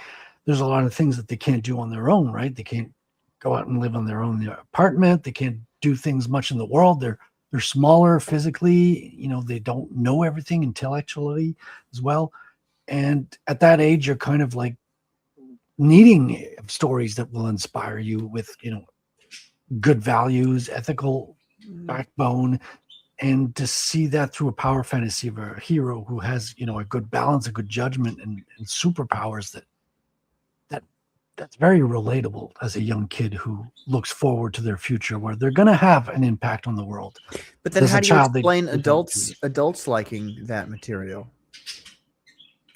You know what I mean? Well, I don't Adults like it because accept it's the still idea inspirational. I don't accept Yeah, the idea that Cape comics are for kids. I don't It's accept not, the idea yeah, that comics are for kids. Like, can they be written so that it's appropriate for a child? Yeah, of course. Yeah. And that's great if you can do both of those things. Have a meaningful story while also reaching out to children. Bro, but, the like- proof is in the fact that how many adults tuned into the Avengers movies? That's Those what I'm tickets, saying. those movies made billions of dollars, literally. Those tickets weren't just for children. Yeah. As a I'm matter not of fact, saying- I would say that 80% of those tickets were adults going to the theater to see this Yeah. shit. Yeah. You know? Yeah, well, adults have more money to spend on seeing that. I'm not saying it's not relatable to adults. It speaks to that inner child in us. But Yeah, that, but that's what I was what gonna say. I'm trying to Right. say is like that's the argument that people, when people are hating on Kate books and they're going, it's dead, it's all over, superhero movies are over. They every single time they go, it's for children, and it's like I don't agree with that. I don't agree with that idea that it's for children. Like, and so No, like it's not. we That's need a to we need to naive. move past that like idea that like Kate Well, books are for children. They're not Yes for and children. no, because they're more for children than they're for adults. Like I don't agree with you. I think that's wrong. No, I Like, don't agree with you at all. I think they're well- just good stories. Charlie's book is for adults. That may be, but his book is but he's specified that and he's made that like a point of his book. Yeah. My book is not for children. It's not for like if you're looking for, blue sky superhero books, it's not that.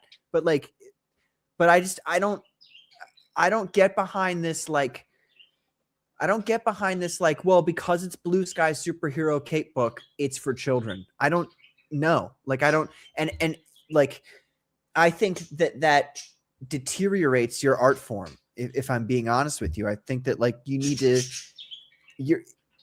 can your art reach out to children? That's always like a bonus point. Like it's a bonus positive thing. But your goal should always be to reach the hearts and minds of adults.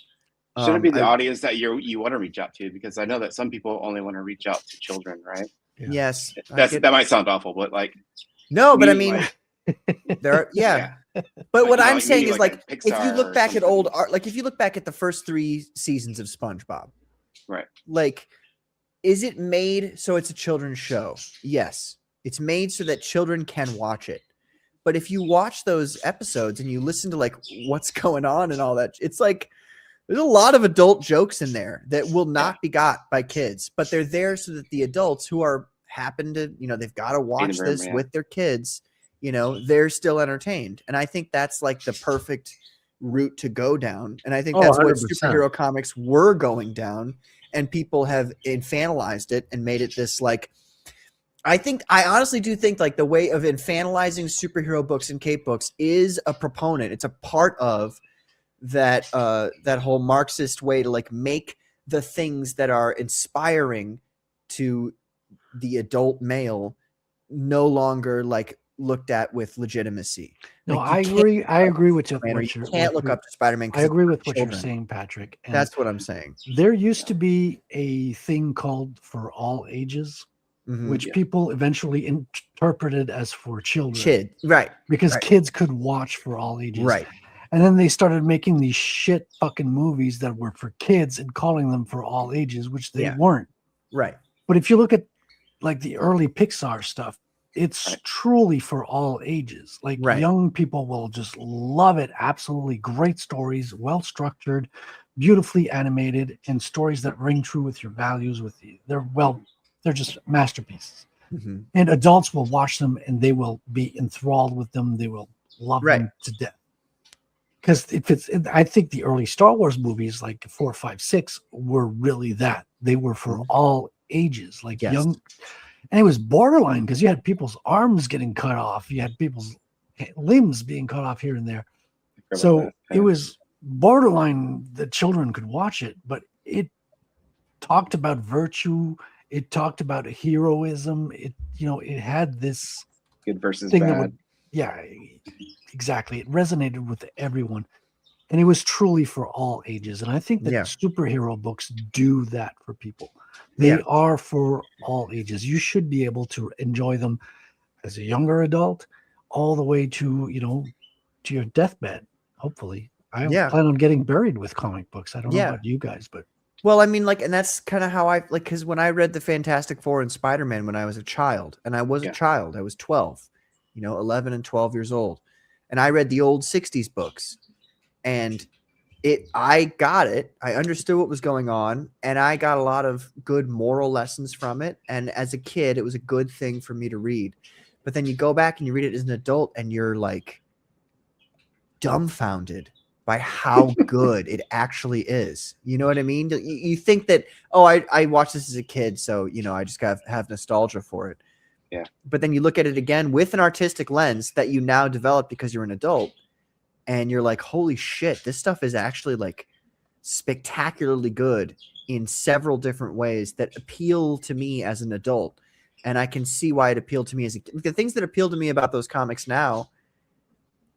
Like when I was a kid, I was like, why don't I have I wanted a great big old fight section between the Thing and Submariner where the Thing fucking mops the floor with him. I wanted to see Submariner punch through walls like that piece of shit Submariner. I wanted to see him get his ass handed to him by the Thing. And as an adult, I look back on those comics where they're fighting and I go, holy shit. Like Jack Kirby had a brilliant, Jack and Stan had an amazing understanding of what actual mortality, like lethal mortality in combat is. I don't know about Stan Lee. I'm not sure about him, but I know Kirby fought in the war. Yeah. And so he, when I was a kid, I was like, oh, he's wrapping a lamppost around him. Like, why is he doing that? That's so corny and it's so like innocent and corny. I'd rather he just beat the shit out of him. But as an adult, I'm like, he could fucking kill you if he hits you a little bit too hard. And the writer knows this and the artist knows this. And so they write it into the book. And as an adult, you look at it and you go, holy shit, like this is actually way more hardcore than I thought it was as a kid. Mhm. And I don't know. I'm this whole infantilizing thing. I'm not a big fan of it. Well, I think I know where it comes from, because it all comes back to one Frederick Wortham and the Seduction of the Innocent, right? The Comics Code Authority. He came in and cracked down on the entire comics medium, and he got his way as well. Is that his name? Yeah. Okay. Yeah. And so that's when we got rid of all the horror comics, everything that was like All the depicting EC stuff. they associated comics to a medium of children instead of realizing that, well, comics are no more for children than books or movies or music. Like, yes, there are some for children, but there's some that for all different age groups, right? But they cracked down because comics, they got their way with comics and were able to crack down with it, and they got rid of all the good stuff. Even the cowboy stuff with guns. So all was left was superheroes. And because of the Comics Code Authority, they were themselves limited in what they could put in there, and they became infantilized. So we were left with the medium of comics in America, limited to superheroes, and then again limited to superheroes under the Comics Code Authority, which limited a lot of stuff that you could put in there. So that's when comics were associated with kids, superheroes were associated with kids and infantilized. I think that's where a lot of that comes from, because you don't see those things as much in other places around the world. I think that's a big factor, definitely. But then also just by virtue of the market and the system of saturating the market, once something hits, once something becomes popular and it's selling, clearly in this, in the 50s and 60s, comics became something that people caught on to, and so companies wanted to produce a lot of them. And so the more and more being done, they're going to hone in on, who is paying the most attention to this, right? And then eventually they're going to target those products towards that group. And I think it's just a natural result of just who you can sell it to. You know what I mean? And I think a comparable medium or genre was science fiction. If you look at science fiction novels in the 50s, right? It's a brilliant literature genre, right? Mm-hmm. And it started out with pretty much the World War II, the mythos of all the stuff that was invented during World War II, and then all the speculation of what was possible after that technology. Star Trek, for example, all the different technology that was speculated in the original Star Trek, which actually came true, right? So now in the 50s, it was laughable. It's a fun TV show where we're fantasizing about the future. Now all that stuff that they speculated exists now. So as time goes on, it's like people realize that what was originally fantasy is now reality. Back then it was for kids, and now things evolve, I feel like, and audiences, they change over time. I mean, even with the Marvel movies, people love to hate on the Marvel movies in recent years, but I love the fact that it expanded to the point where people around the world of all ages were watching those movies. To me, that's a huge win. Yeah, You know what I mean? Yeah. Yeah. So it's like, because of great filmmaking and the advancement of CGI and technology, now we're able to take these great stories from the page, make awesome movies, and you have adults around the world fucking cheering in the theaters at Endgame. You know what I mean? Like, I mean, that point where like you can watch any reaction vid of it, but where he says, "I am Iron Man." That's mostly like you can hear them like 20-something-year-old males being like, "Fuck yeah, let's go!" oh, I love it, man. It's so good. It's great. It's so good. But when Captain America got the Thor's hammer, yeah. it's one of the biggest cultural moments of the Yes. last 20 years. Yeah. But It was you guys awesome. remember the part where like an Iron Giant's trying to save the world and he like runs into that missile, and the last line he's like, "I'm Superman," and he has Oh, that yeah. big thing. Yeah, it's like, That was a great movie. oh dude, it's like one of the best. Like that kind of stuff is like what inspires me and makes you want to be like a better person. Or like study like more of how stories really I don't know, give you an emotional pull, an emotional like I don't know how you say this. So what are you studying to improve your writing skills, Saboteur? I'm curious to see like where do you pull from to build Me? your own story? I pull from stuff like I'm a big fan of like oh my god, just forgot his name. Actual books like Brett Easton Ellis.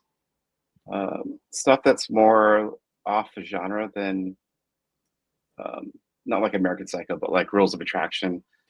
And the ways that people talk is what I like try to figure out more than actual story itself, because I don't know the best way to be grammarly correct all the time or how to really define a character. And then so I'll try to do that with the way that people actually talk to each other. Yeah, because instead. dialogue has little to do with actual grammar, right? Right. I think it's more of like, because if you watch something like Brett Easton Ellis and how you have a character like, Patrick Bateman, and he's like thinking in his head and he's like spitting all this dialogue, but you actually see a story evolving from the dialogue. And that's what I'm trying to like understand, is how do I get to that point where, I'm creating that same type of dialogue with just the small panels that I have, if that even makes sense at all. Dude, yeah. I mean, comics is, and I'd love to get your point of view of that on that, Patrick, as well, because comic books are super limited in space. Like I learned that about writing my first comic. That was the thing that kind of like, wow. Because it was twice as long as there was way much more stuff I wanted to put in there. And I ended up cutting my scenes down by half, which it's not extravagant. I mean, even movies It hurts do that, you though, right? doesn't it? A little bit, because you're like, I wanted this scene to, right. I would have wanted this 2-page scene to be 8 pages and give you the feeling of the ambiance and have the characters exchange glances and looks. Right. Include beats, but I had to bring it down to 2 pages because this comic is 24. Mm-hmm. What do how you do you guys get it? Yeah, go ahead. Go ahead, Saboteur. I was gonna say, how do you guys get around stuff where you want to be descriptive in a scene, like an opening scene? Like say if there's a car right now, right? And you have a car pulling in, and you want to describe what the car and what the person inside the car is seeing around them. But then you have a bunch of dialogue from these other people inside this panel, for instance. And do you start to begin to feel like you're overwhelming the panel and the Yes. Okay, that's what I was thinking too. Well, so for me, and I'm not an artist, so I'll let Frederick speak after this. But like, for me, it's like when I read a comic book, if it's too overwhelming, like if there's too much words in it, and I'm a writer, so it's not like I can't read the words or I don't want to read the words. It's just this art form is it's a double-edged sword, and you've got to balance it the exact precise way. And if you put too many words in places, then it makes it it makes it that people are reading instead of looking and reading. It's this weird thing. You want to have people looking and reading. You want to have them look and go, oh, whoa, this is a cool picture. Let me read what's going on here. Yeah. But if there's too much on there, reading wise, then they'll go, I'm just going to skip this. I'm just going to look and skip. I'm not even going to read this. True. Yeah. So Yeah. I do the same thing. Right. So it is that balancing act of like finding. So it's a combination of two things. One, like the way I do it. I'm just going to tell you the way I do it. And I'm not going to say the way I do it's the way to do it, because, I have two or three comic books that are out that people have reviewed. And I don't feel like that's a good population density from which to go, is Patrick a good writer? You know what I mean? I just don't think that. But all I can say is like what I do, which may or may not be the right way to do things. But like, I'm lucky that I came from a theatrical background, like plays and musicals and stuff, because plays force characters to be in situations and environments that are oftentimes economical. Which is another aspect that you do have to bring into when you're drawing. Like you can't just, every page, every scene is like, oh, they're in an incredibly hi-fi sci-fi environment, and you've got to draw all that. And then also, have them say this dialogue. You, in the comic book, you have to focus, you have to choose one thing that is the most important thing. And it is either the writing or the artistry. And I feel like it's generally speaking the artistry that wins out, and that the writing has to kind of, like, how would I put it? If you make a gazebo, like those gazebos you can make where you put the posts down and then you put the tarp on top. Yep. The tarp on top is the art, and it's doing all the work to like keep the water out. And that's what everybody notices. You know what I'm saying? But it couldn't do any work without those poles that are in the ground holding the tarp up. Yeah. But nobody thinks about the poles, and nobody gives a shit about the poles, which is the writing. So you have to get it to a point where the art adequately, illustrates. That's a terrible word. Adequately brings across the point you're trying to make with the writing, without people focusing on the writing to get the point. So you then have to focus on, like, first of all, you've got to find artistic themes that fit your writing, if that makes any sense. Hey, welcome, Elliot. Yeah. What's it up, makes sense to Elliot? me. You can't just you can't just draw whatever the fuck you want and then go, like, for instance, Peter and I are doing what you would call the Marvel method right now. Yeah. And I can't just send Peter the script and go, that's the script, draw it. Because then he'll draw something that doesn't quite get across the themes and elements that I'm trying to, expound upon with my writing. So then I have to tell him like certain things, like, and this is it's a very minor thing, but it's a very minor thing on the outset, but it ends up being, I think, very important. Like Peter knows, like, for instance, that when he's coloring Phenomenon, he knows that the moon is very important. Mm-hmm. Circular things are very important. So he puts emphasis on that. When we're doing River of Blood, he knows that there are symbolic. That's Symbolic. The word. Sorry, Yeah. my bad.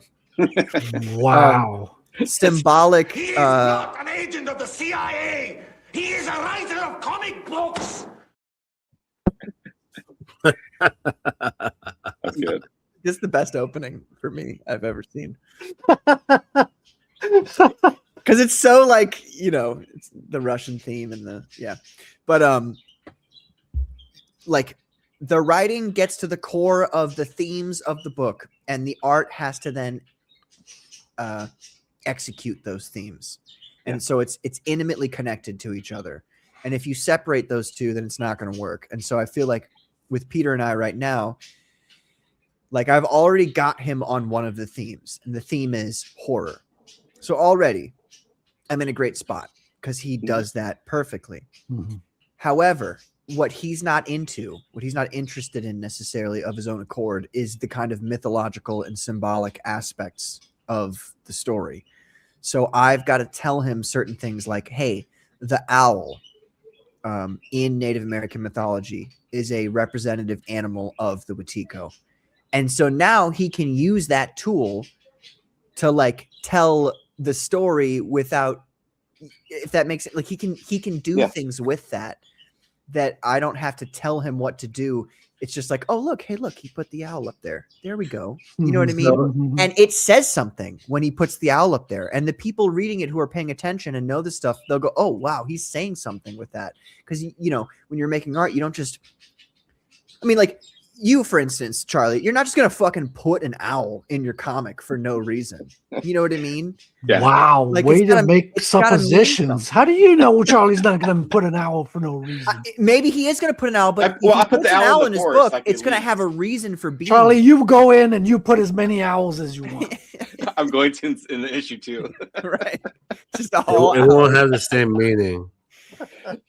But you know what I'm saying? Like, it's just like you can add certain things or take certain things away that then illustrate the story better than it could have ever been written in some kind of paragraph format. Well, it's like, more of a dance at that point, right? Because you're not telling Peter everything. You're not holding his hand. Okay, I need this, and that in that panel. You're more, okay, the story works like this. These are the elements. And then Peter's putting them together. He's putting your elements but he's together doing it of his in own accord. in his own way. But if they're your elements, and you're really co-building the story at that point. To a degree, yes. I mean, the story's already kind of all set. But there are things like, so for an instance, there's a page, page 9 or something like that, where Sinash goes back to his his tribe, where he's expecting his heroes welcome and all that, but they're all dead and they've all been eaten by the Wetiko. And Peter was like, here's a version of this page where Sinash's mother, who's dead, is eating a child. And it's like, I see where he came with that. You know what I mean? Like where his brain was working in such a way as like, I'm going to add this in because it's horrifying. It's just, you know what I mean? It's it's disgusting. And that's the feeling you want, disgust and horror.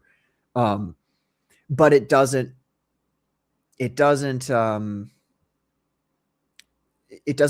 the story in such a way as to like, that's necessary or helpful to the story.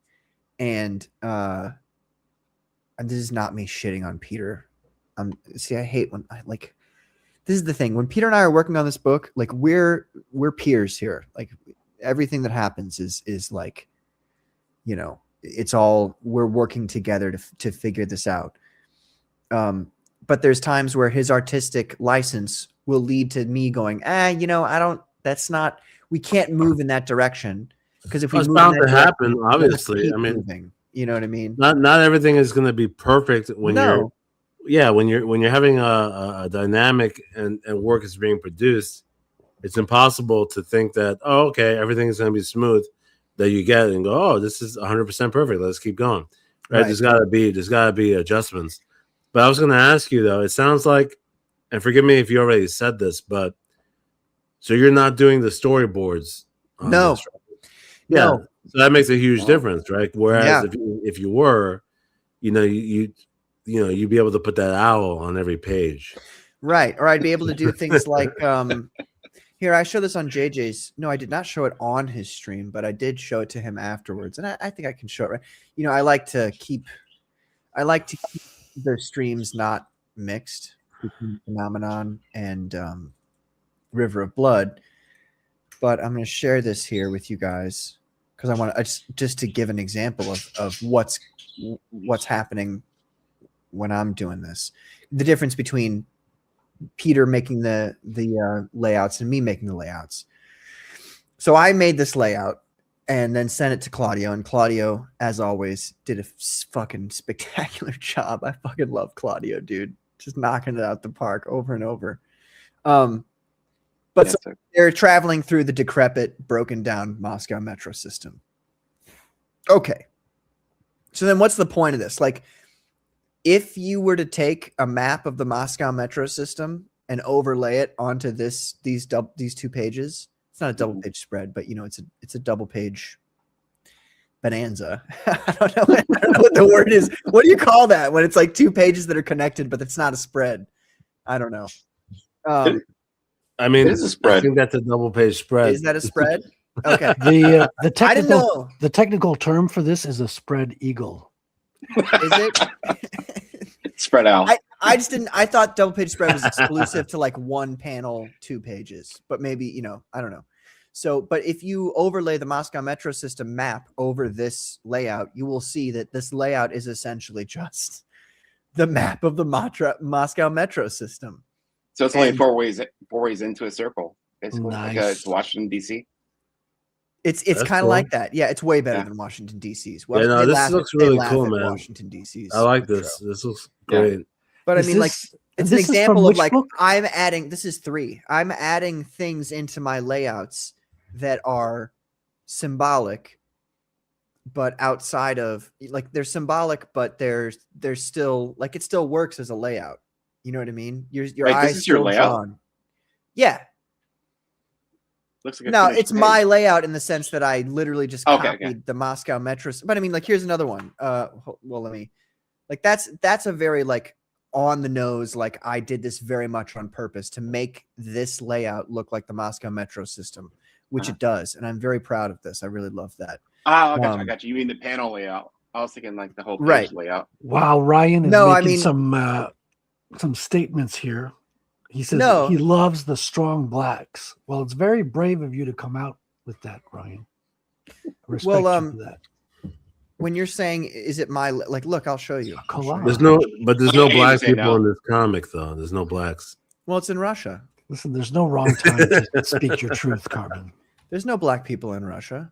Yeah. I went to Russia and I counted how many black people there were, and there were literally 7 while I was there for 2 weeks. I still want to go to Russia. 7. Russia's beautiful. But this is my layout. And if you show that, Frederick, I did it. This is mine. Like, it's all the same. Okay, yeah. It's the exact same Gotcha. thing. It's just that he made it look good. Look at Patrick showing off. He's like, the best pages in this book I came up with. Dude, he always makes All of it the about pages him. in this all book the I came time. up with. Because it's his show. He has to make it about him. You You know what? You're right. You are right. I'm sorry. I am making That's it really about- cool though. I apologize. So I'm gonna see now. I feel No. bad. This is a good No. topic. This is a good topic to We're flesh just kidding, out. No, man. yeah, it's good. It's cool. We love to see the process of stuff. But this next page, and I just, I was like, I don't know if I want to show a third No, you page. should. Patrick. I was just like, can I do 2 double page spreads in a row? And I was like, fucking, why not? So I did. I was just like, I'll just do 2 double page spreads in a row. And I'm kind of, being in experimental with this right now. Yeah. And I love how, Well, I you love how Claudio's one reacting thing to I've it. noticed about your panel layouts is you love the diagonal. There's Yes, I do. an extraordinary amount of diagonal. Well, it's like I like diagonal that. It adds dynamic, and it It's also fun. like Yeah.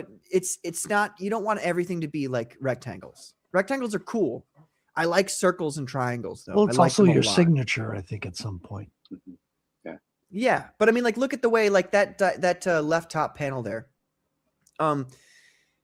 Like, look at this. Like, first of all, the way I drew it and layouted it to him was just the 2 dudes at the table with the boxes, kind of around them. Like, hey, it's a warehouse kind of facility. And he goes in and adds the rafters with the little mouse. Like, he adds the mouse there. I didn't even this is why I love Claudio so much, because he will take what I've given him and then just like he'll make it look good already, but then he'll make it like he'll just add this detail, like this mouse. I didn't put that in there. That's got nothing to do with me. He just put that in there. And I love that shit. Yeah. And then, then you're moving along down here. And so, and this is part of, by the way, what I was saying about like economy of. Thanks for hanging out, Tank. Nice to see you, man. Have a good one. Peace out. That's cool. They left the grays inside the cigarette so that you can see that the little ambers are in there. Right. See, That's he does that, like, and like if you zoom in here, like look at this inking here. I know it's digital. At least I think it's digital. But look how he's done it. He's done it in such a way as there's still values within the darks. It could be real.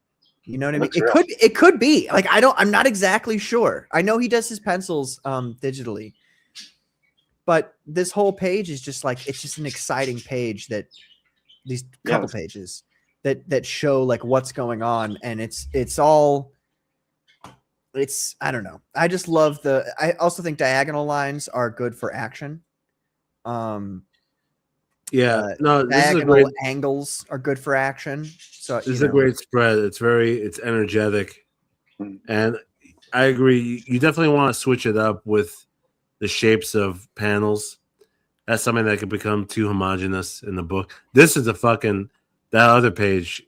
Yeah, but before we go on, I like this. This is really cool. I want to say my opinion on it as well, because I think it's good that you're doing these overlaps and like these spreads, even when they have extra panels on them. The fact that you've got these images, that it's good. It adds more depth, I think, to the book. It's exciting to look at as well. So I encourage you to do that kind of stuff. It's really a lot of fun. And it's just fun, like, because I like add things into, like, here's another one here. The diagonal lines, it's not action, but it's certainly like, it gives you some energy to what's going on here. And you're like, okay, he's handing him the mask. Okay, so this is somewhat of a dramatic thing for them. But then these top two panels, which, by the way, when I gave this to Claudio, I was like, the top left panel, the very first panel, is just black. And then you get them opening but he already kind of knew what I was going for. Yeah. And I love this because this looks like an eclipse. Yes. Which is beneficial to me, like from a writing perspective, because I'm into all of, and like I'm into this kind of like there are mythological and religious and biblical like references in even the layouts themselves of this comic. And I'm just excited that I get to work with somebody who understands that. And it has been like, now that he knows the character designs, he's going with it. Like the Pumpkin Man looks fucking sick all of the time. Yeah. Look at this image right here is like my fucking favorite, right? It's like him like, hey, surprise, motherfuckers. Like, we'll go back to the other one. This one. Yeah, that one's my favorite. The one where we see half of his face. He's got that General Grievous vibe to it. But the way you've got these shapes that are sinking in with the cross hatching, giving like the roundness to it, and the wirings within his jaw. Mm-hmm. Yeah. That one speaks to me. And it's just him playing around with the with the character design. Now that he's got his fact hands that he on can it. bring the cape over to the other page. It's cool seriously, work. the way that the cape ends up being like part of the ending of the panel. Oh my God. Yeah. I don't think I told him to do that. So like, I'm just like, it's a really nice thing for me because like he'll do exactly what I ask him to do, but then he'll do it better and he'll add stuff.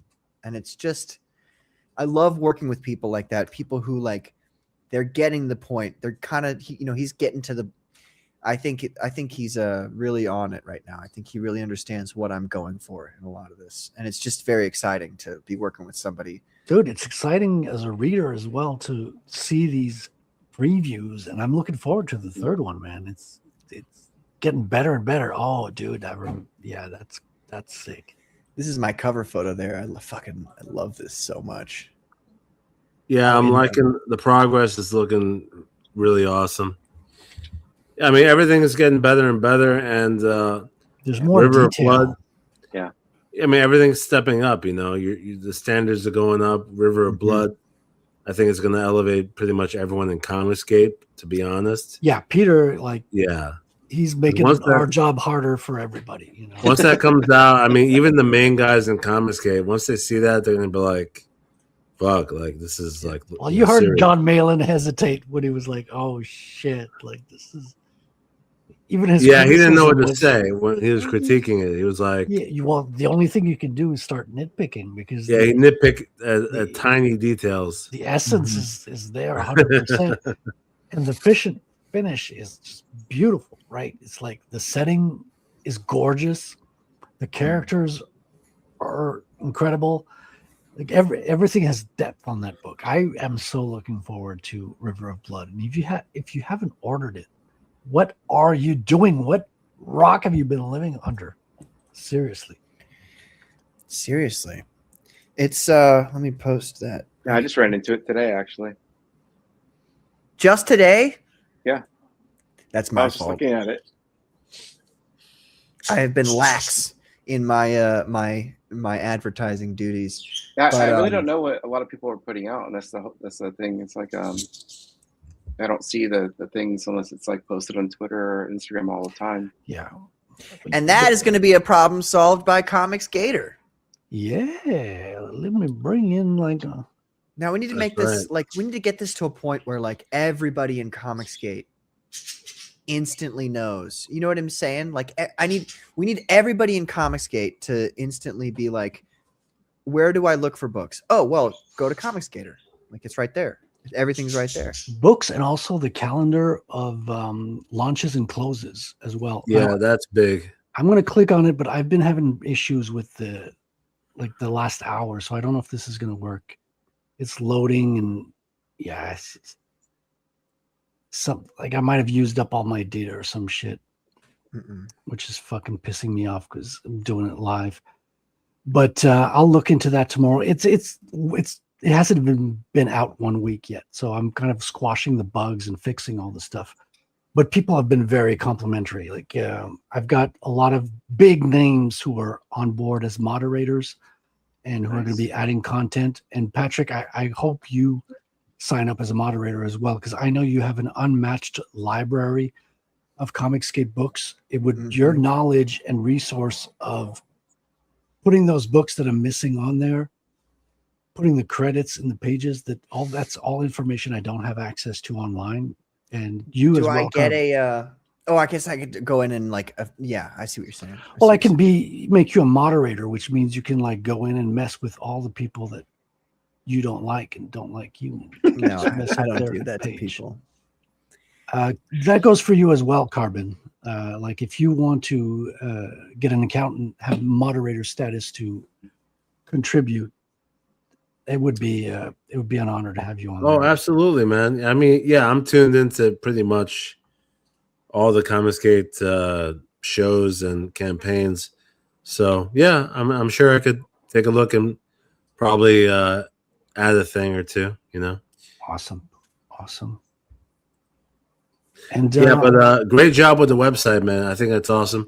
And yeah, we need to not be shy about super chatting it on the big channels like you did the other night. I let Ethan know about it. Yeah, super chatted on the Hard R as well, and we got links to the shows and everything. It's unfortunate that it's not working right now, because I will say it might have been a little raw to tag both Graham and John in the post on Twitter. Oh, on Twitter, yeah. I was like, ooh, that was stepping in it there. Like, that was a little obvious. That was a little like, I was hey, like, guys, Frederick, I love you, but ooh, I made a calendar, John and Graham. Take a look. So you're not wrong. Don't fuck up next time. that was bold. Yeah, you're not wrong, but it was very bold. It is the impetus. Like it is what started the spark of this project. I was like, these people need to get their shit together. Seriously. Well, and it's great. I mean, you're not wrong in any aspect of it. Okay, I just want to be real with you. Like I don't feel like it was bold, but I don't feel like you're wrong. Like you're 100% like in your rights to like this is it was the impetus, and it's a great thing to be, you saw a problem and you fixed it. Like you fixed it.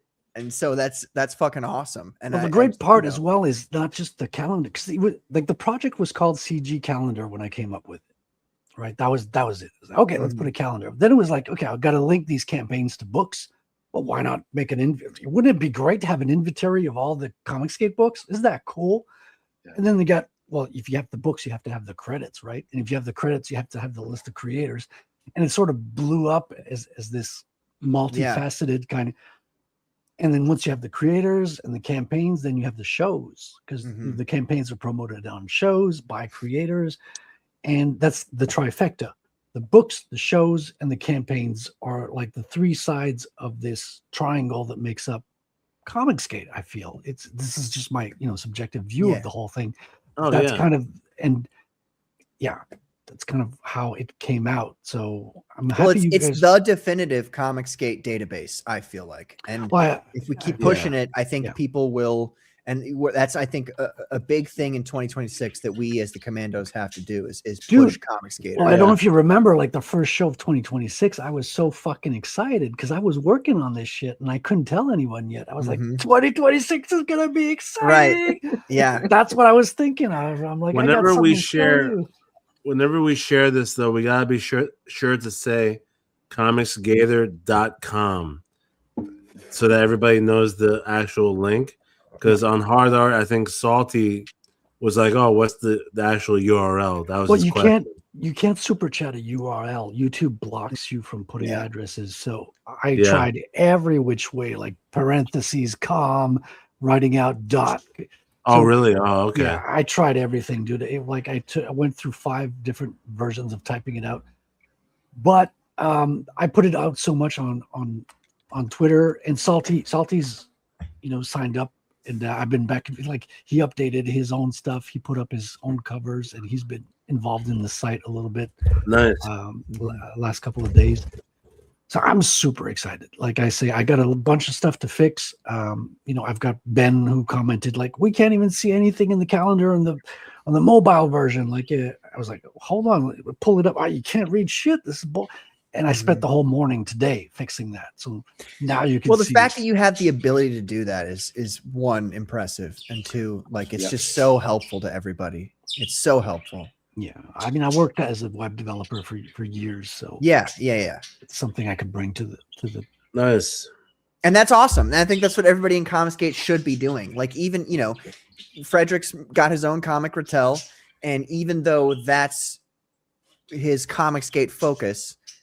It's good to bring in things that you're good at from your daytime job and bring it in and go, hey, I can offer this to ComicsGate. That's picking up an oar. That's, you know what I mean? Yeah. That's it. That's what we need right there. So I do have to head out, guys. I made a promise that I'm not going to lie to you guys. I'm going to play Space Marine 2 with one of my coworkers. So Patrick, are you... I gotta be real. I made a promise. I did. Space Marine Patrol. Bro, for the Emperor. Patrick, so what's the plan? Are we for the next coming weeks? Are we returning to Commandos on your channel? Or yeah. I'm picking it up next week. Nice. Okay, cool. Can I have it back, guys? It's always been your show, Patrick. We're just keeping. Here's the thing. I mean, now it's too late because. We're stealing the audience. Yeah, they're not gonna go back to your channel anymore. They don't want to. Yeah, they're gonna stick around on my channel and Frederick's. That's right. Well, you should double stream. I've always said that, and you guys should continue to do so. I'm joking. I'm joking. Yeah, but before you leave, though, Patrick, maybe they'll just stay with you guys. I don't know. That was a joke. That was a joke. Before you leave, though, I had a bunch of things queued up. For tonight, but this one's brief. This is only 30 seconds. It's not Brittany Venti, is it? No. Okay. Everybody keeps, I thought I told everybody. She keeps saying the N-word. I'm done. You know what I mean? Stop. Yeah, Brittany. Yeah, you don't want to waste your time with her. Convert to Christianity and stop saying the N-word, and then I'll consider Oh, She's- see, yeah. Actually, this is something I had brought up as well. So I'm just like, God damn, folks. Oh, Like, and real quick before you go into it. So one of the things I have on ComicsGator is if you click on shows and click on, like, for example, ComicsGate Commandos, you'll see all the shows in order across our channels. So it says hosts Patrick Quinlan, Carbon Hart, and Frederick in order. And it's not because I set them in those orders. It's calculating how many episodes are on each person's channel and putting that order at the top. cool. And then it's all listed, all the shows in order across our 3 channels. So that's kind of one of the things that I've been bringing to that as well.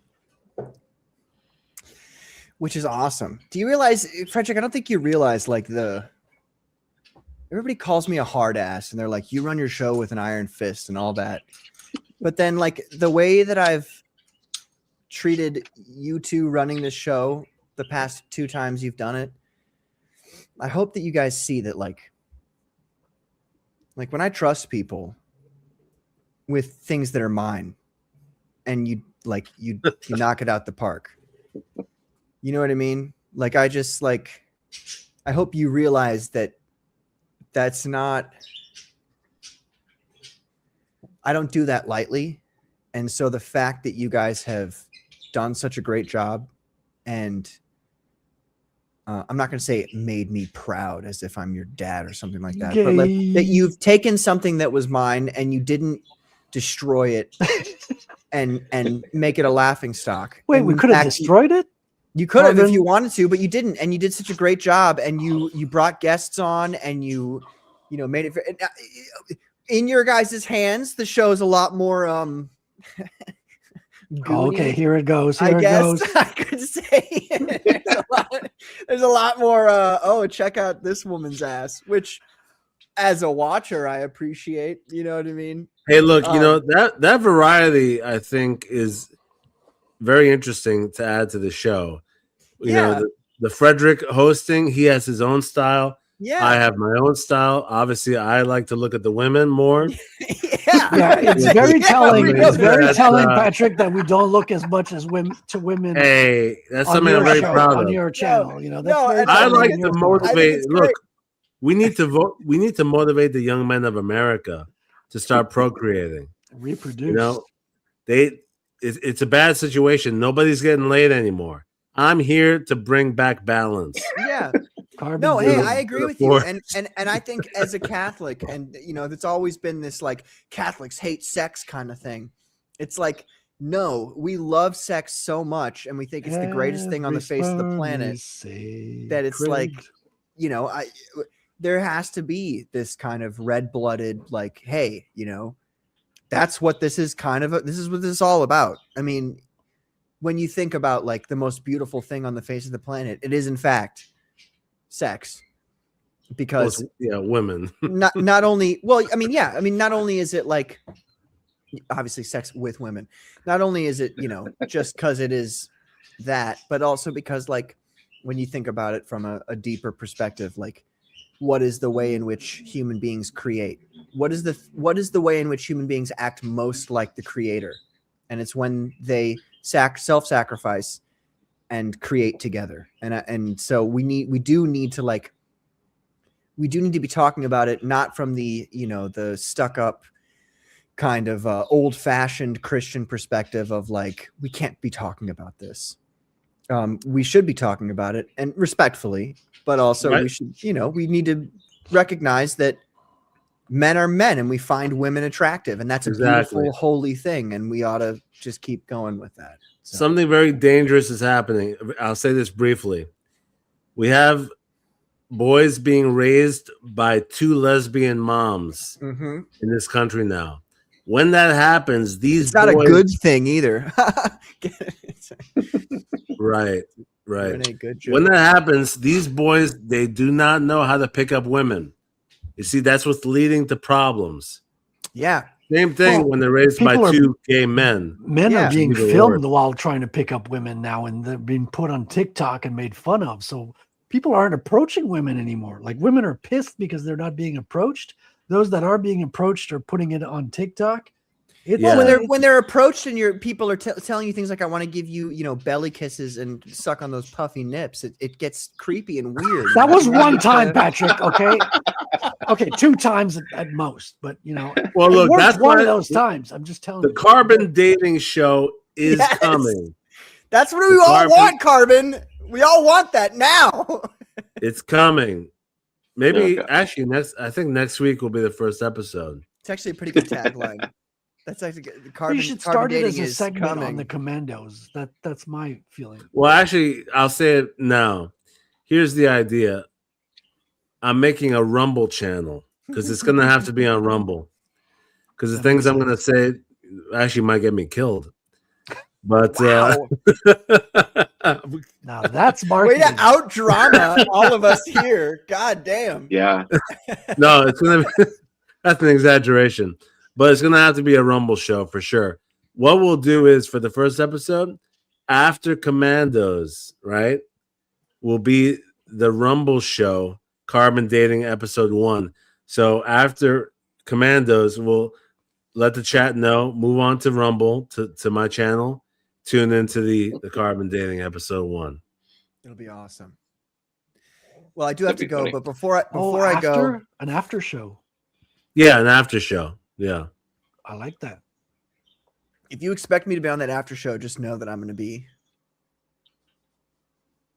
I probably shouldn't be on your after show.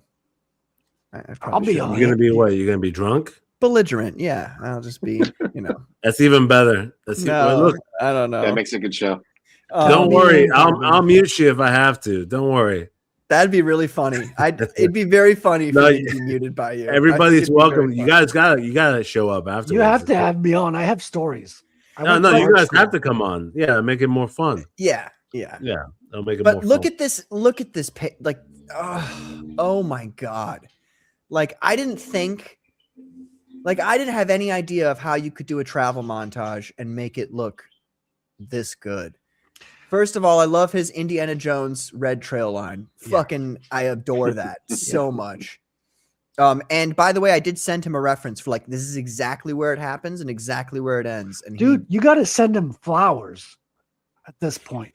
I'm sending Peter all kinds of things, like This is dirty like, things that he might have no use for, but he might if he gets excited enough. He's getting dangerous, man. He's like starting to be a threat. He Look must at be look at stopped. how. Let's see here. 1, 2, 3, 4, 5. I guess panel 5, where he's like kind of clambering down the rock face there. Yeah. Did you in see the this, kind of the middle Charlie? there? Have you ever seen Yeah. this?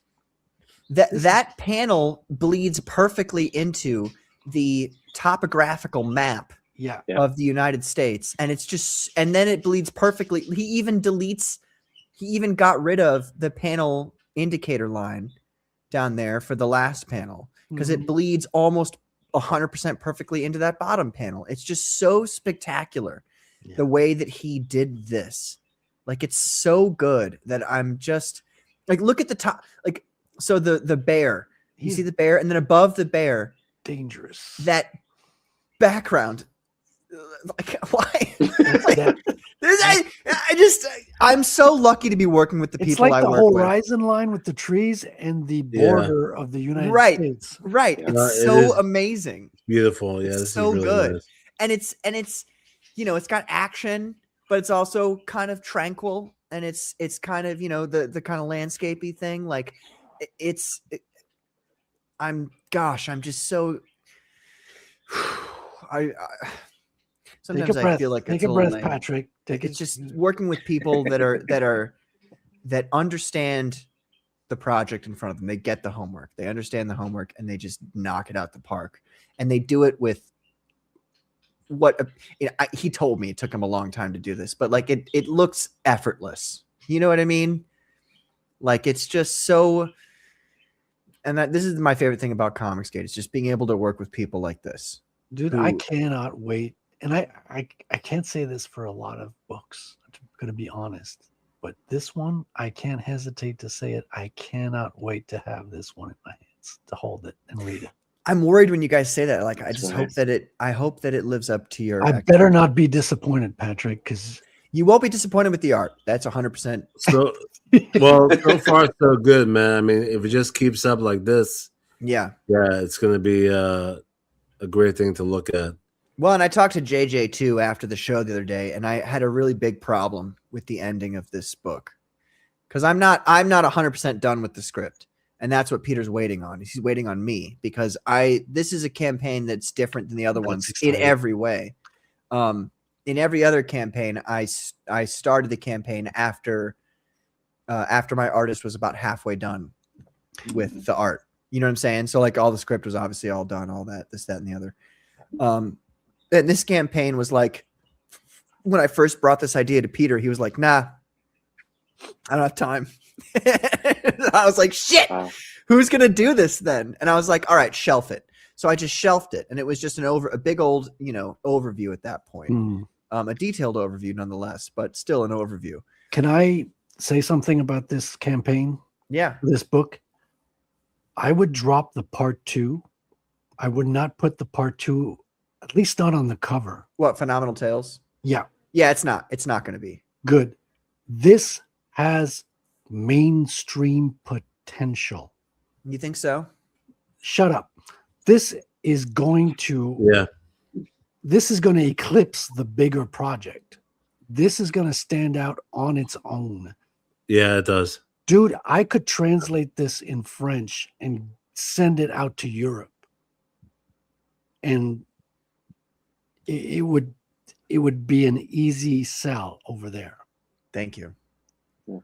That's exciting to know because yeah, this is what Phenomenal Tales is supposed to be. Yeah.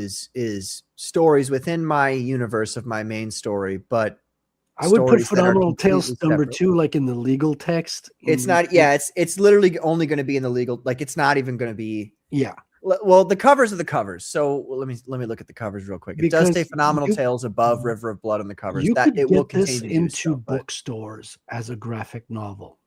Yeah. Period. Like especially if you have I don't know if the deluxe version is meant to be hardcover or anything. But you don't. I don't know yet. You don't have to stop at the campaign either. Like you can do a reprint at some point, but this is going to be in bookstores at some point. I don't know if it's going to be during this campaign or in later years, but you have something, you have an IP with this book that is bigger than most people's campaigns have. Well, when you say that, that kind of worries me because I don't want people to think that this is a one and done story in my mind.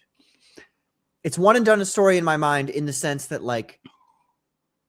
I recognize that one and done stories are generally speaking better stories than ones where you set up, future issues. Mm-hmm. Is it impossible for there to be a River of Blood 2? No, it's not impossible because this is all based on real life stuff anyway. And this stuff recurs in real life. So it's possible, but I'd prefer to focus on this as this is the story, River of Blood. One and done. Right. Yeah, but that's not a problem because this being a one and done is still highly marketable as a graphic novel, an individual graphic novel that can be like Frederick's saying in the bookstore. I see that too. Yeah, I mean, that's not an exaggeration, man. Thank you. This should be pushed like that, and we will push this like that. And I think it'll get there, man. Awesome. Well, can you just really quick before I go, can you go to the next image? How? In this post? Who's sharing? You're sharing this. Carbon's sharing it, I'm pretty sure. Or no, I'm sharing it. Oh, my bad. I thought you brought up Carbon. Okay, so in regards to that, we now have the official original art tier for cover A. Which you can get when you buy this art tier. You get all of the versions of the comic and the Phenomenon Alpha collection. So just so you guys know, if that's something that you want to do, and you could take this campaign over 5,000 by just that one tier alone. There's only one of these, obviously, because it's original art. Wait! You're buying this and you get the original art? So you see that black and white? Yeah, that is the original art for cover A, which exists in physical format. And I love that you did this. If you buy this tier, you get all of the other tiers combined. So how much is this tier? $650, I believe, is what I put it at. Yeah. And I could have maybe put it at higher. It's a hard thing. I don't know where, you know what I'm saying? Like, I That's didn't what know she where said. exactly to put it. Peter gave me a minimum number, and I went above the minimum number because I'm Okay. like, No, that seems. I would, decent. from my perspective, I would pay more. But you know, I think that's reasonable. That's decent. Yeah, I mean that original art. I think we even talked about this a while ago. Like, I like the black and white a lot, Mhm. and I do too. yeah, I think we Yeah. said that the original art for this would sell like really quickly. So Yeah. I had half a mind to make this cover just the black and white, but then have the river of blood in that like blood red color. Just so it's, you know, it's like black, white, and red. I thought that would have been really cool. You could do a print. Nothing. Yeah. I might. It might be a poster. We'll see. But for right now, this is the original art. If you want to get the original art, I have an idea. I think I know who's gonna pick this up.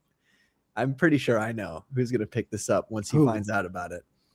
Well, I'll just tell you this. I won't lie to you, but if it's the person I think it is, when he does so, I will tell you if I was right or wrong. I won't lie. Well, you could lie. Like, just at least give us a clue that you can't go back on. No, because I don't want to put that pressure on him. Yeah, he You know doesn't what I want to jinx it. I don't want to put that pressure on him, but I have an Private chat. idea. I think I know who's going to get this. So Send us a private chat in the Commandos DM. But yeah. me and Carbon.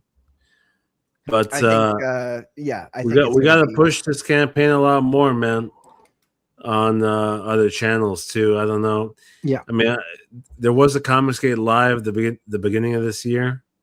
Mhm. I'm sure Ethan will do another one. And, I don't know. I just I've gotten to a point where it's like I've asked people to be on their shows, big people, and they never respond to me, and I don't want to be that guy. You know what I Yeah, mean? no, I hear you. I'll dude, be that guy. You want to? I'll be that guy. Yeah, I don't you don't want think to I'm pull. allowed on certain channels anymore, and You don't want to pull. You want to attract. Like, you got to make you got to work. We got to work on making our own shows exciting to attract people, and not just beg and pull people. Right, in. precisely. And I'm not the begging kind. Like, No, I'll I ask got you. No, yeah. I'll ask you one time, and if you don't want to respond That's to me, fine. or if you don't want to do Well, it, then I'm like, I'm Yeah. not going to harass you about Yeah, it. because if you Well, don't overall, get, that's the best practice. But I believe in not being shy though, because like yes, this campaign, I'll just message people and be like, hey, can Patrick come on here because this campaign looks amazing, and that's it. I'll just say it, and I won't be embarrassed about it. I don't give a shit. Yeah. Like, and it's a hard time as well because all the big guys are burnt right now. Like this year, this past year, they've been burnt because some newcomers have just shit on the gifts they've been given. And I'm still a newcomer in their eyes, which is fair enough. I get it, as we all are here. And but I just want to avoid being. I was gonna make a joke there that it's not allowed right now. I'm gonna avoid being I don't want to be that like guy who's god damn it.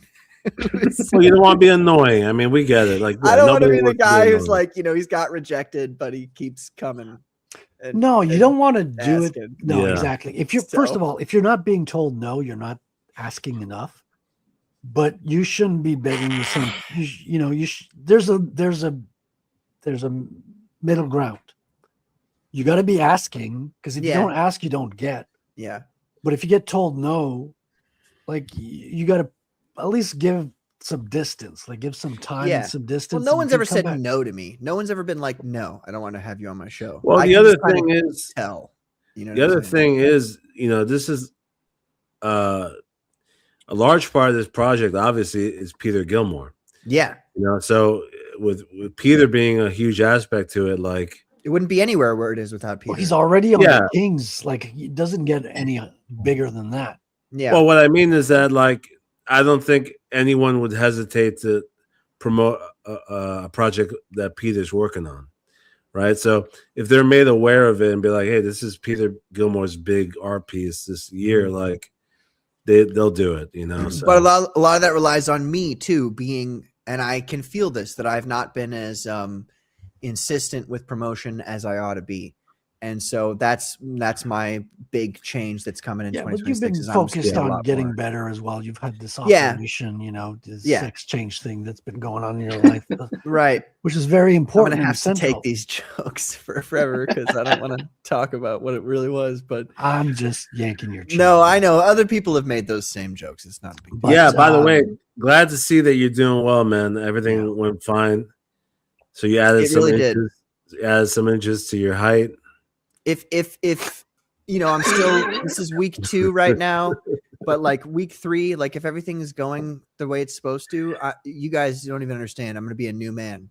It's gonna be something else. I'm gonna have all this energy and I'm gonna do a fight. I 100%. I'm telling you right now. Like, I don't mean this. Virile, right? he's going to be going No, to conferences and shaking legit. people's hands. No, legit. Like, if all of this works out and everything goes back to the way it's supposed to be, and I can live my life again, I'm gonna fight. I'm gonna do a fight. I'm gonna fucking either get the shit knocked out of me or I'm gonna knock the fuck out of somebody. But it's gonna be fun. And it's gonna be very exciting, and I'm gonna do the whole training camp and everything. And I'm so excited. Who are you gonna fight? Who in CG do you want to fight? No. I don't want to fight anybody in CG. I'm just saying, like I love sparring and fighting, and it is one of the most. It is so enjoyable to me that you can't like just now get, that I you can't do get it out of this easy, Patrick. If you could fight anyone in CG, and you gotta name a name before you go. Rule sets. What are the rule sets? That's my main question. Anybody in like CG or CG haters, like anyone who's been talked about in this space. Is it a kickboxing thing? You choose MMA. Let's say it's MMA. See, MMA is I'm not good at ground game. I'm horrible. So I would say. All right. Well, kickboxing. It sounded like you're more comfortable with that. Oh yeah, easy. Yeah. All right. Kickboxing. Give me any of them, bro. Give me fucking. I'd take Eric July. I'd take. Who would you be motivated to fight in the ring? Matt Barr. I think Matt Barr. I think I would say that, like, because he talks so much shit that he's the kind of person who, like, when you know how people are like, oh, people need to have been smacked around a little bit more as kids. That's kind of how I feel about him. Oh, that's for damn sure. He wouldn't talk the things that you would say if you had to actually fight a man over it. And if you had to actually fight me over it in a kickboxing match, like if we're on concrete, it's over for you. Like, that's it. Like, and I've said this before, I'm not that good. I'm not coming on here going, I'm this great fighter. I suck compared to a lot of people in my gym. But people who don't do any of this have the most, it's so like funny. They have the most like innocent idea of like, oh, I'm going to fight this guy and beat him up. It's like, brother, you've never. Oh yeah, totally. You have no fucking clue what's going to happen to you. Okay. So that's all. I'm not, again, I want to be very clear. I am not some big, great fighter. I'm not at all. You know, that very well might happen though. If not you, it might be me sanctioning a boxing match with Matt Barr. Bro, I'm not even good at boxing, but I'd box him. Go ahead. Let's go. Let's box. Because if he shows up to a convention, because we're talking about going to conventions this year. Yeah. And if he shows up to a convention, I'll be like, man, you want to get into a boxing? I wouldn't. I'm not going to attack anybody outside of a ring. I'll be like, hey, you want to go into a boxing ring with me, man? Bro, I'm worse than you. Like, now that my medical problems have all, hopefully been all resolved, I'm like, is mutual combat allowed in this state? Like, that's what I want to know. No, I mean it. I mean that. Like, I love mutual combat. You know what that is? Yes. I have no idea. The idea that if it's legal in your state, which it is in I want to say a vast majority of the United States, you can challenge a man to a fight out on the street, which is public property, and you can engage in combat with that person legally. And there's no. We're talking hypotheticals here, Cosmic. Who is this person, Cosmic Twitch? I don't know. This is the first time he's in the fighting chat, in real life is retarded. This is a comic. Is that Matt Barr? Cosmic Twitch. It's retarded only from the sense that, like, oftentimes things can be solved through words. Sometimes when things can't be solved through words, as is constant throughout history, fighting occurs. And fighting is a Or through natural money. thing for men to do. It's a very natural, and I would encourage every man to do some sort of combat sports because So, it is in your blood, and you ought to know how to do it. So so Patrick, I- you have a Space Marine match to go to. I do. I go. But the thing is, you were trying to get to leave like about 40 minutes ago. Mm-hmm. And now we're at the end of the show. Oh So my I God. would like you to close out the show because we're going to end it anyway. It's about that time. Do you have my outro? I don't have your outro, but I have your intro. So I'm going to play that after you Okay. you do what you do. Well, then you need to do it at the right moment there, Frederick, because you know how I usually sometimes like to end the show out. Do you trust me? I trust you. It's like this, ladies and gentlemen. This is the real subject I wanted to talk about the entire night, and no one's allowed me to do so. Okay, this whole like adding female custodies into Warhammer 40K. Look, Warhammer 40K. We already is the have Sisters last of Mercy, God damn it. bastion, the last bastion of man being men and just doing their thing and having their stupid little war games that we like to do, and you all are trying to take it and rape it and destroy it. Okay, listen, shut up. Listen, I said shut up. Listen to me. Okay, Warhammer 40K is the last He is stand. not an agent of the CIA. He is a writer of comic books. Then you should have ended the show. That was it. You should I have- pressed the button, but it's time. So It takes too long. because I got an outro clip. So goodbye, everybody. We'll play it again someday, but here you go.